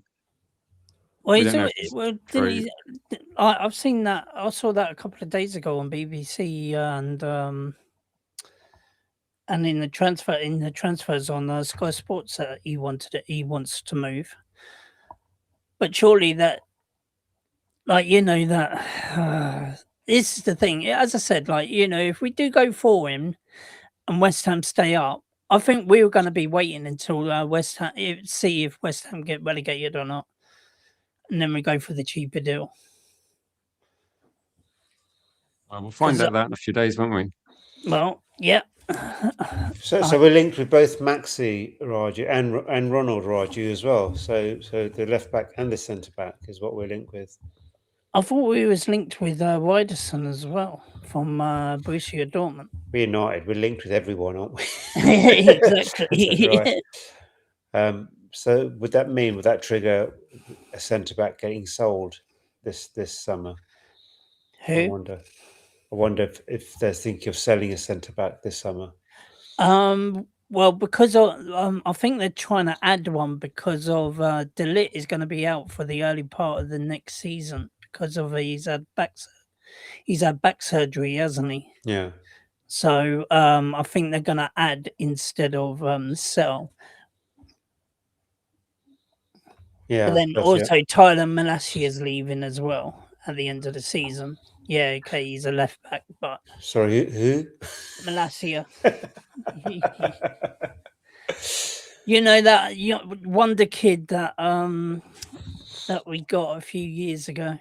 I don't think he was ever described as a wonder kid. Was he? He was back in the day when we first signed him.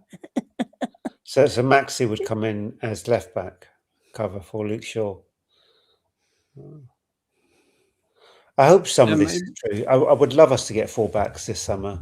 I would. We keep being like promised things. Well, apparently they want at least 5 players, don't they? And they want 3 midfielders, one centre back, 1 left back, and if they can possibly do it, is get a striker as well. So all in all, they're going to go for around about 6, but 5 is the minimum, I've heard. And Deleu's been linked with Mourinho, so that could be. No, I think, to be honest, when Dalot has been linked with Mourinho, I managed to get Dalot's like one fan in the chat, and they were like, we shouldn't be selling Dallo. And I was like, well, Was that yes, Grace? We should be depends on the price, 100%. doesn't it? I'll tell you what, I'll be literally having a party when we sell Dallo to Real Madrid. You know what I'm thinking though? The only thing about this is like it depends how much money you get, because I wouldn't trust Man United to necessarily buy a better player. But that's the only thing I'd say. So it'd be good if he sold for a decent amount and Man United actually spent the money sensibly, then that would be a positive. I'd be celebrating if Man United landed a good midfield target. That's what I'd look at. So Yeah, they'd have to replace him, though, wouldn't they, if he went? Because we've got no other options, have we, other than Mazraoui on the right? yeah, welcome to Mo in the chat as well. Good to see you, Mo. We will have enough cover once VTech comes back from on loan from Preston. I think Luke is in the chat as well. Said we could play G Wolf at right back and be better. I don't know. Like Dallo is not the best, but I think G Wolf. How confident would you be if you were dropped into right back? Good at sprinting up that wing, G Wolf. If you don't mind me falling asleep at half time, then yeah, I can do a job for 45 minutes. By that time, I'm going to be knackered and come back. All is forgiven. No, some of the Bournemouth players were linked to, like Truffert. You got Krupi Jr. You got Alex Scott's been talked about. Senesi. I'm not sure if they all played, but Krupi Jr. scored tonight. They're going to be costing even more, aren't they? Yeah. After this one, they already want 80 million for him. So bloody hell. Yeah. Okay. So is this 80 million as in like pre-transfer window 80 million is then going to translate into like 55 plus add-ons or something? Yeah. Tyler Dibbling. It feels a little bit like maths. Yeah, what we need to do is you need to think what's a good currency to use, like because you have to like pretend it's like you have to like have a hype converter. So when you hear a price tag that's like 100 million, you have to go right now. We need to divide it by maybe we need to divide it by or times it by 0.7 or something. At least take like 30% off it. Yeah, it's not going to be that amount of money. But I think with Bournemouth though, how much did they sell Houston for last season? Because they sold. I think Kirkes went for decent money. So Semenyo went for decent money. They're not going to sell them that cheap, are they? Nah, they're going to want about 70 million, I would say. 70 million. 70 million seems to be that sweet number, isn't it, at the moment, currently, for a lot of players. You know, last year you said that 50 buys you a mediocre player, G-Wolf. Yep. Has it gone up to 60 yet? Does that get you a mediocre? No, not yet. Around about 50 is get you a bang average player. I was going to say Man United have managed to spend more and get a bang average player in recent years. So at least the targets look a little bit better. Well, yeah. But then the only thing is literally, Mateus Fernandes. I really don't want him. Andy said paper talk. The thing is that if a player's linked to Man United, like Anderson, you go right. Anderson playing well, all right, tick. Premier League proven, an extra 10 million. Linked to Manchester United, extra 10 million. A couple of assists in the weekend, an extra 5 add-ons. It's like, yeah. George, we're not spoken for so long that your comments like from a different era, a different world, saying, do you still think Amrin will come again? I heard he might be manager of Benfica. Yeah, I heard that as well. Apparently he's already agreed terms of joining Benfica once Mourinho goes over to Real Madrid. Says it already, doesn't it? Yeah. I think he's found his league that he's effective there before, wasn't he? Yeah. I was hoping that in the back of my mind, I was hoping to go to Liverpool or something, because I saw like some journalist posted a story and I was like, surely he can't be on the shortlist. That's got to be like G-Boss wrote in that article or something. Really? You thought I wrote the article? We have to. And that you join Liverpool? No, I want Stevie G to join Liverpool as manager. Only if he can like manage the same way he managed Aston Villa. If he's learned anything since then, I don't want him there. Panel predictions for World Cup winner. Oh, tough one. Surely France have got to be up there, haven't they? Yeah. Spain got to be up there. Portugal outside the chance. England have got to be somewhere. Like England have got to be in the kind of what's the word? Not the favourites, but in the kind of running close bracket. Depending on do well to get to play a big team, possibly. Germany aren't the team they used to be, but they always get far, don't they? So interesting. And I think Georgia's probably on the money. Is it going to be the most? Is it going to be the least impressive Brazil team for a while? It is. I know. Neymar is back. I know. I'm just thinking that I don't know. I used to like watching Brazil, and now I'm just thinking like, who plays for Brazil now? Is it going to be like players that play for mediocre Premier League teams? Like, is Joe Gomez in Brazil's team? He's out. Casemiro will be, won't he? He got injured, didn't he? So he wasn't selected. Oh. But Cunha's there, so they've got a chance. Casemiro's there. So it'd be good to watch him there. It's always good to watch Brazil. Yeah, it maybe And they've I'm got, just thinking like got the Kenya will be effective, but they just don't seem Carlo. to have the level. Yeah. What about Argentina again? I don't know. They were disappointing, I thought. How did they win the World Cup? Because it's fixed, that's why. It was the Messi Cup. They were rubbish for most of the tournament. They should have got knocked out in the group stage. Yeah. And then Messi had one good game, and then did he get another Ballon d'Or out of that? No, don't. Probably Ridiculous, wasn't it? He did, didn't Mbappe he? got a hat trick and somehow didn't. And people didn't rate him. I thought he had such a good tournament, Mbappe.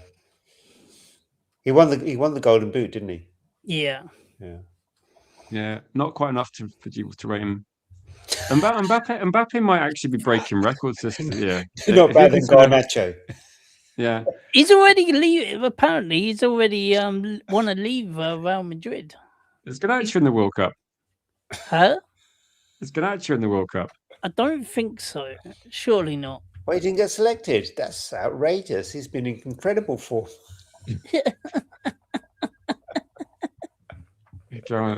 Yeah, Neil says a ban on relegation would be good. I think he's talking about Man City. So we'll go for a few final questions. We stayed a bit longer because a couple of people joined the stream and we got you up on. But are you good for like 5 minutes? And we'll just go for a few of the questions. Yeah, I'm good. Have you seen the Premier League potentially allowing clubs to buy their way out of the rules, settle financial breaches? Okay, no, yeah, they couldn't do that. That sounds bad, doesn't it?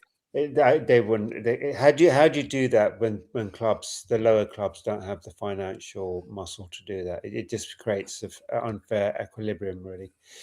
So that'd be outrageous if that happened, because then one of my friends moved to the US. Okay, this is linked. One of my friends moved to the US, and he said that if I can't remember what it was now. There's certain rules or something that if you break, and then you're going to get some sort of fine or some sort of prosecution. I can't remember whether it's like a misdemeanor or something. Anyway, and he said that that it might be like a parking fine or something, or some things like a speeding fine, or things that you like minor rule breaking that would be fined. And he said that people he worked with, because he'd just moved to the US, and this is kind of like what he found out in the first year, is that people just paid like a company or like a law firm to effectively just change the penalty to a minor, like a lesser offence. So if you got I don't know, say you got like 6 points on your license or something, it'd be like effectively buying them off and just going, right, oh, here's some money, and the kind of the charge disappears. And I was like, what? That's outrageous.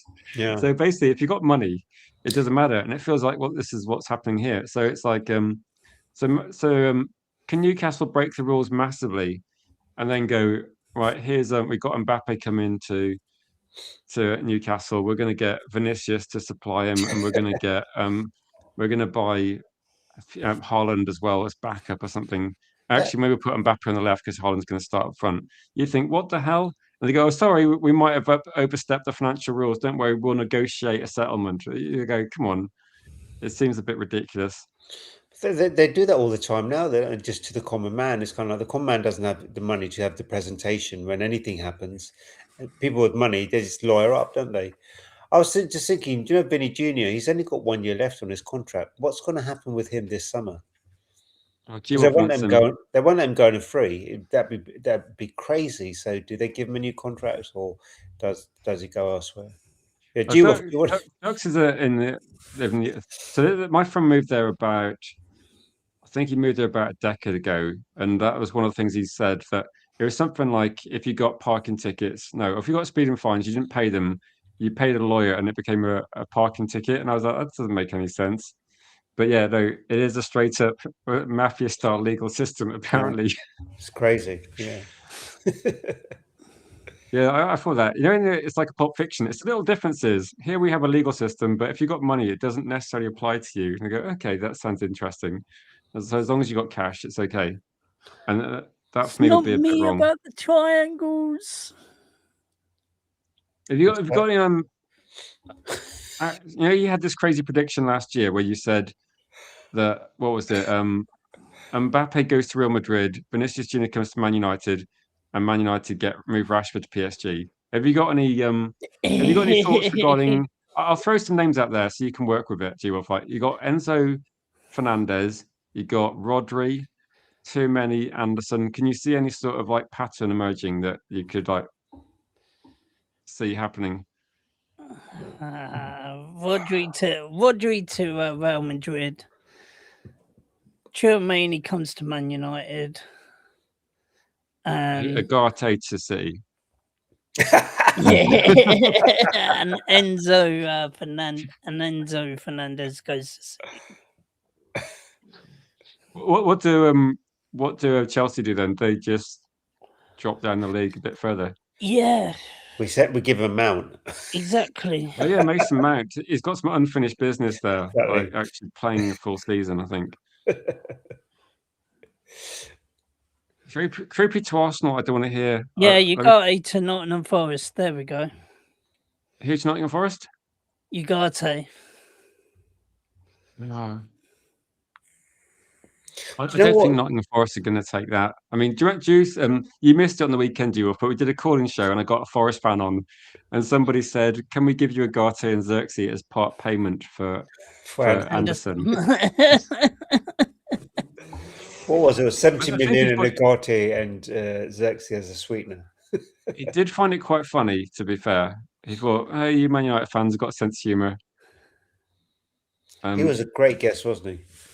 Yeah, no, he was a good guy, Dan. Yeah, and he was quite upbeat considering we just beaten his team. What's this guy on? He says VTech loan was Bristol City. Get it right, G. I know he's on loan at Bristol City, but at the end of the season, he can come back to Man United. He can come back. He can. Who's going to sign a goalkeeper? He'll be our number 2 goalkeeper next season. Mark's promising that Ugarte is going to Forest, so I'm going to remember that, Mark, because that's an interesting one. I'll message my Forest friend and see what he says about that. Xerxes going to Italy anyway, isn't he? I think so. Would you keep Xerxes for depth? I'm not sure, Mark. No. The only argument I can make is that Xerxes doesn't play much, but to be honest, I mean, he was running like he was carrying, like, I don't know, like a bus or something when I saw him play on the weekend. He moves like, when you have those world's strongest men and they're inside a car and they're like in the pulling one. Yeah. Xerxes moves like he's carrying furniture sometimes, and it makes me. I think he's got a nice touch. I think he's like, clearly he's technically got some skills, but how many goals? I don't think it's working. How many Premier League goals do you think he scored in 2 seasons? How many? Yeah. Who's Xerxes? Yeah. Oh, that's a good question. I'm guessing I can count them on one hand, so I'm going to say 5. G-Wolf's Googling. No. G-Wolf. Don't cheat, G-Wolf. I think it's about 6 or 7. Yeah, he scored 3 this season and 3 last season. 56 appearances, I think. 6 goals. No, 59. 59 appearances, 6 goals. It's just kind of like worse than 1 goal every 10 games. Oh my god. He's a striker. That's the issue, you know. Are they but they're classing him as a striker. But do you think he was? He weren't really a striker. He was normally in that number 10 role, weren't he? 9.5 Yeah. out of 1,000. Gee, well, they said that Bowen is classed as a goalkeeper, but we know he's not. So, Exactly. And Onana too. Well, who can we sell Onana to in the Premier League? Arsenal.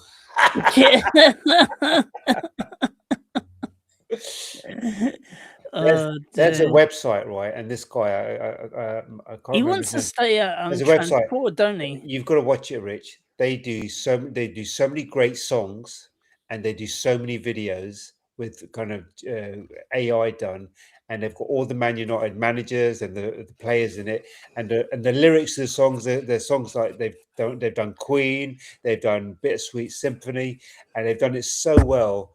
It's hilarious. And then you've got one with Amrin selling Garnacho to Chelsea, and then right at the end of it, he goes, "Oh, can we interest you in a goalkeeper?" Fabulous goalkeeper called Onana, and they're all pissing themselves laughing. You've got to delete and everything. You've got to. I'll give you the YouTube guy. It's so well done. It's outrageous what we've had to put up with over the last 2 or 3 years with players. But I was thinking this season, there aren't too many players that I would want to get rid of. You know, before it was like, who did you want to keep? Yeah, exactly. You're struggling, but there aren't too many, which is one good thing. I think we haven't got the biggest squad, have we? So when people say sell Dallo, my response is that Man United have actually got to just make sure they get players in more than anything. Make sure they got.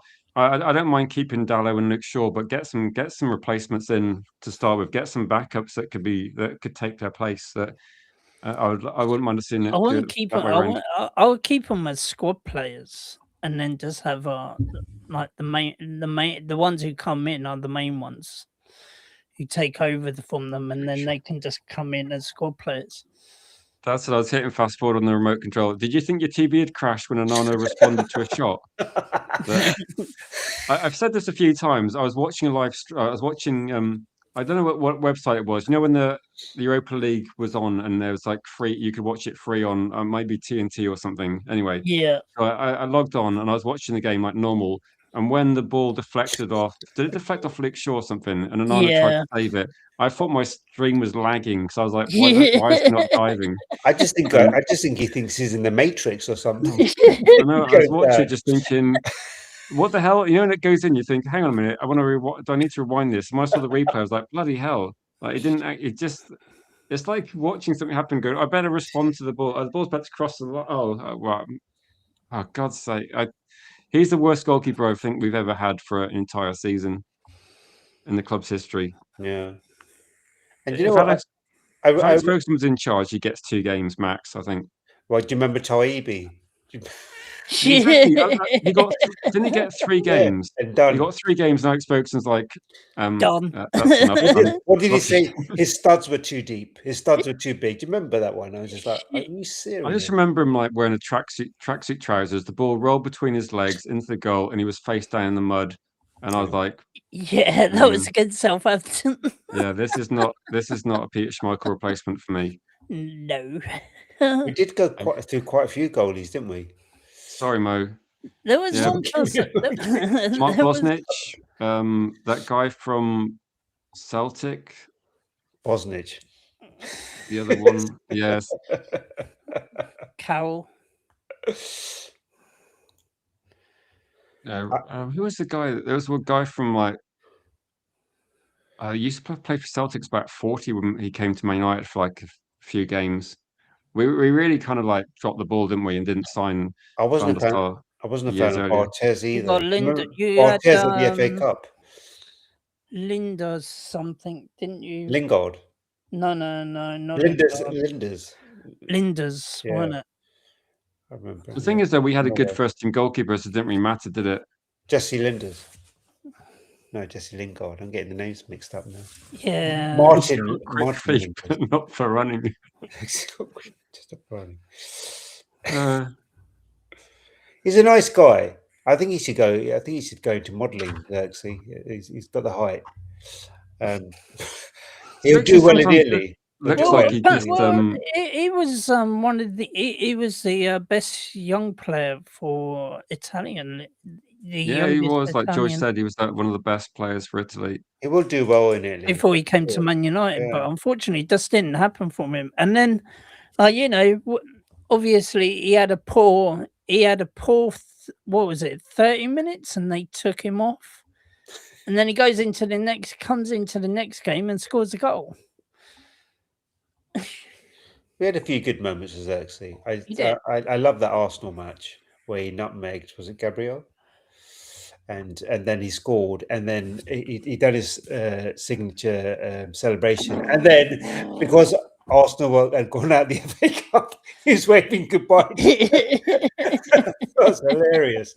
That was the one, wasn't it, where Xerxes had a good game and Barndia had a good game, and that circumstance has never arisen since. Never come together. Yeah, it's like if someone said a trivia question years ago, what game did Barndia have a good game and Xerxes also play well? You'd be like, Arsenal. It's an easy question. There's literally only one answer.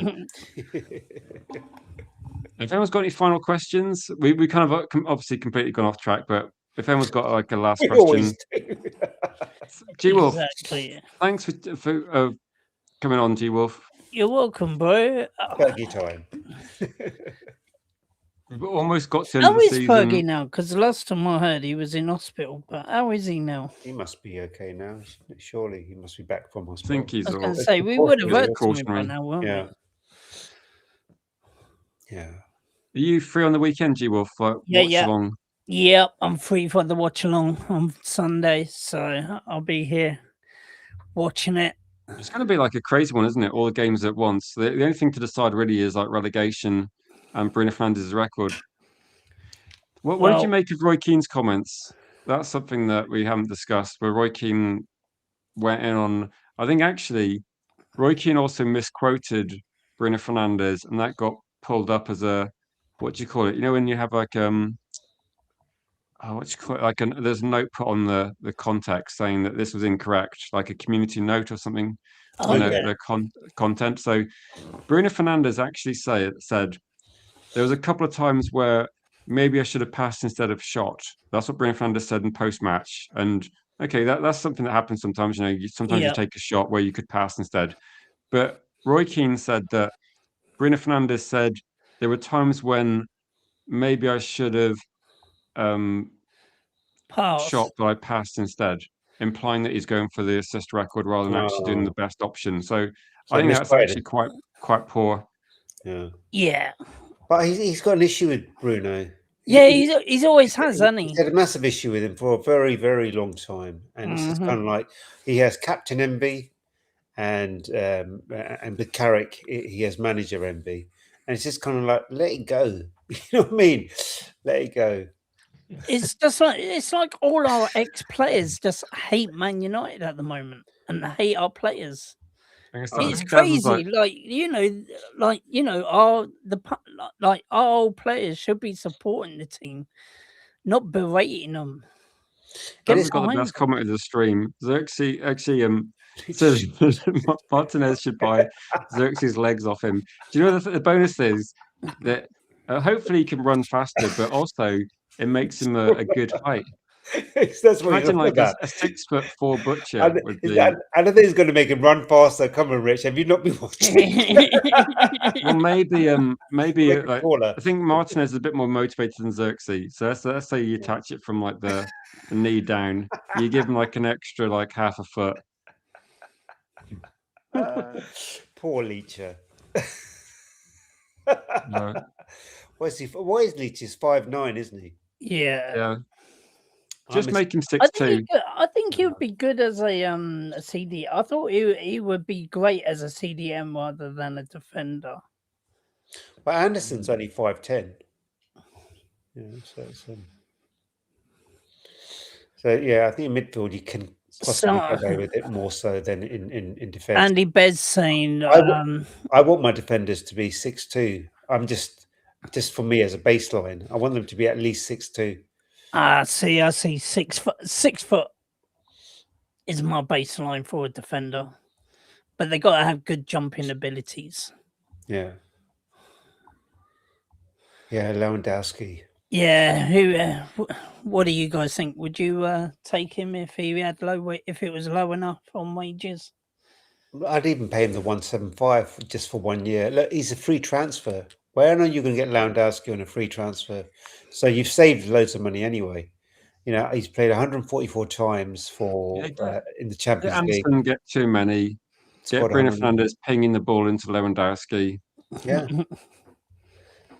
And he's played 144 times in the Champions League. He's scored 109 goals. He's got 27 assists. So that's 136 goal contributions in 144 matches. We keep hearing about Europe, what we're going to do in Europe next year. You bring in the Don. You know, only Messi and Ronaldo What's the worst that could happen? Yeah. Doesn't get injured. Mm-hmm. No, exactly. I think the thing is that people are saying he's 38 and he is 38, but he scored about 19 goals this season. He scored over 40 goals the year before. So, yeah, okay, admittedly it's in Germany, but it's still a lot. It does a lot in Europe as well. I think it'd be interesting, wouldn't it? That it's someone that could be like a really good mentor for Sasko, but also provide us with like some. He doesn't have to run. Andy Gorman could be it. That's it, Andy. That's what I was thinking of. Gorman was the Scottish keeper. Cheers. Now, sometimes the people in the chat, you really help with because it's difficult to remember all these people. Dad said you're selling Ahmed Anambwemo and buying Elise. Send it to me. So I think that Elise is a good player, but he might not be able to replicate exactly what he's doing at Bayern in the Premier League, possibly numbers wise. But he is doing really well. I think United should have tried to buy him before he went, but. So hold on, he wants to sell Ahmad and Mbeumo. So we get rid of two players when we don't have depth in the first. Yeah, I was thinking our squad is quite thin. I think he's good. I really like him. Yeah, we need based on a lot of conversations tonight. We need the academy to really produce some world class players over the next few years to kind of fill the gaps in. I think. As I said, that's what I was saying. Like, you know, next season the youngsters are going to play a massive part, especially in the lower part of the leagues, like the Carling Cup, the Mickey Mouse Cup, and that. Yeah, it's true. Yeah, I think so. But I think we should probably wrap it up then. It's quite a late one, but we're going to try and start earlier next time. If Neil's going to bed, then it's definitely a late one. Yeah, so it's time to go to bed. Neil's called it. So good night, everybody. And G, thanks for joining. You're welcome, dude. Thanks for joining. To everyone. Thanks, everyone. Everyone in the comments. Thank you for putting lots of good comments and questions in tonight as well. And yeah, you can be fair. Yeah, he needs to probably contribute more, I think, to be honest. But he needs a better season. Yeah, he needs to tell you the truth. He needs a rest because you can see that he's getting pretty leggy. I meant not laggy, pretty leggy. So I think he needs a well-earned rest. Maybe. I think next season's a big season because I think the bar is going to be going up. Like with Man United getting more players in, I think he's got another year possibly. Yeah. But cheers, everybody, and we'll be back tomorrow. I'm not 100% sure if I'll do a morning stream. It depends on news. But cheers, G Wolf. Take it easy, guys. And thanks everybody for watching. We'll catch you guys tomorrow.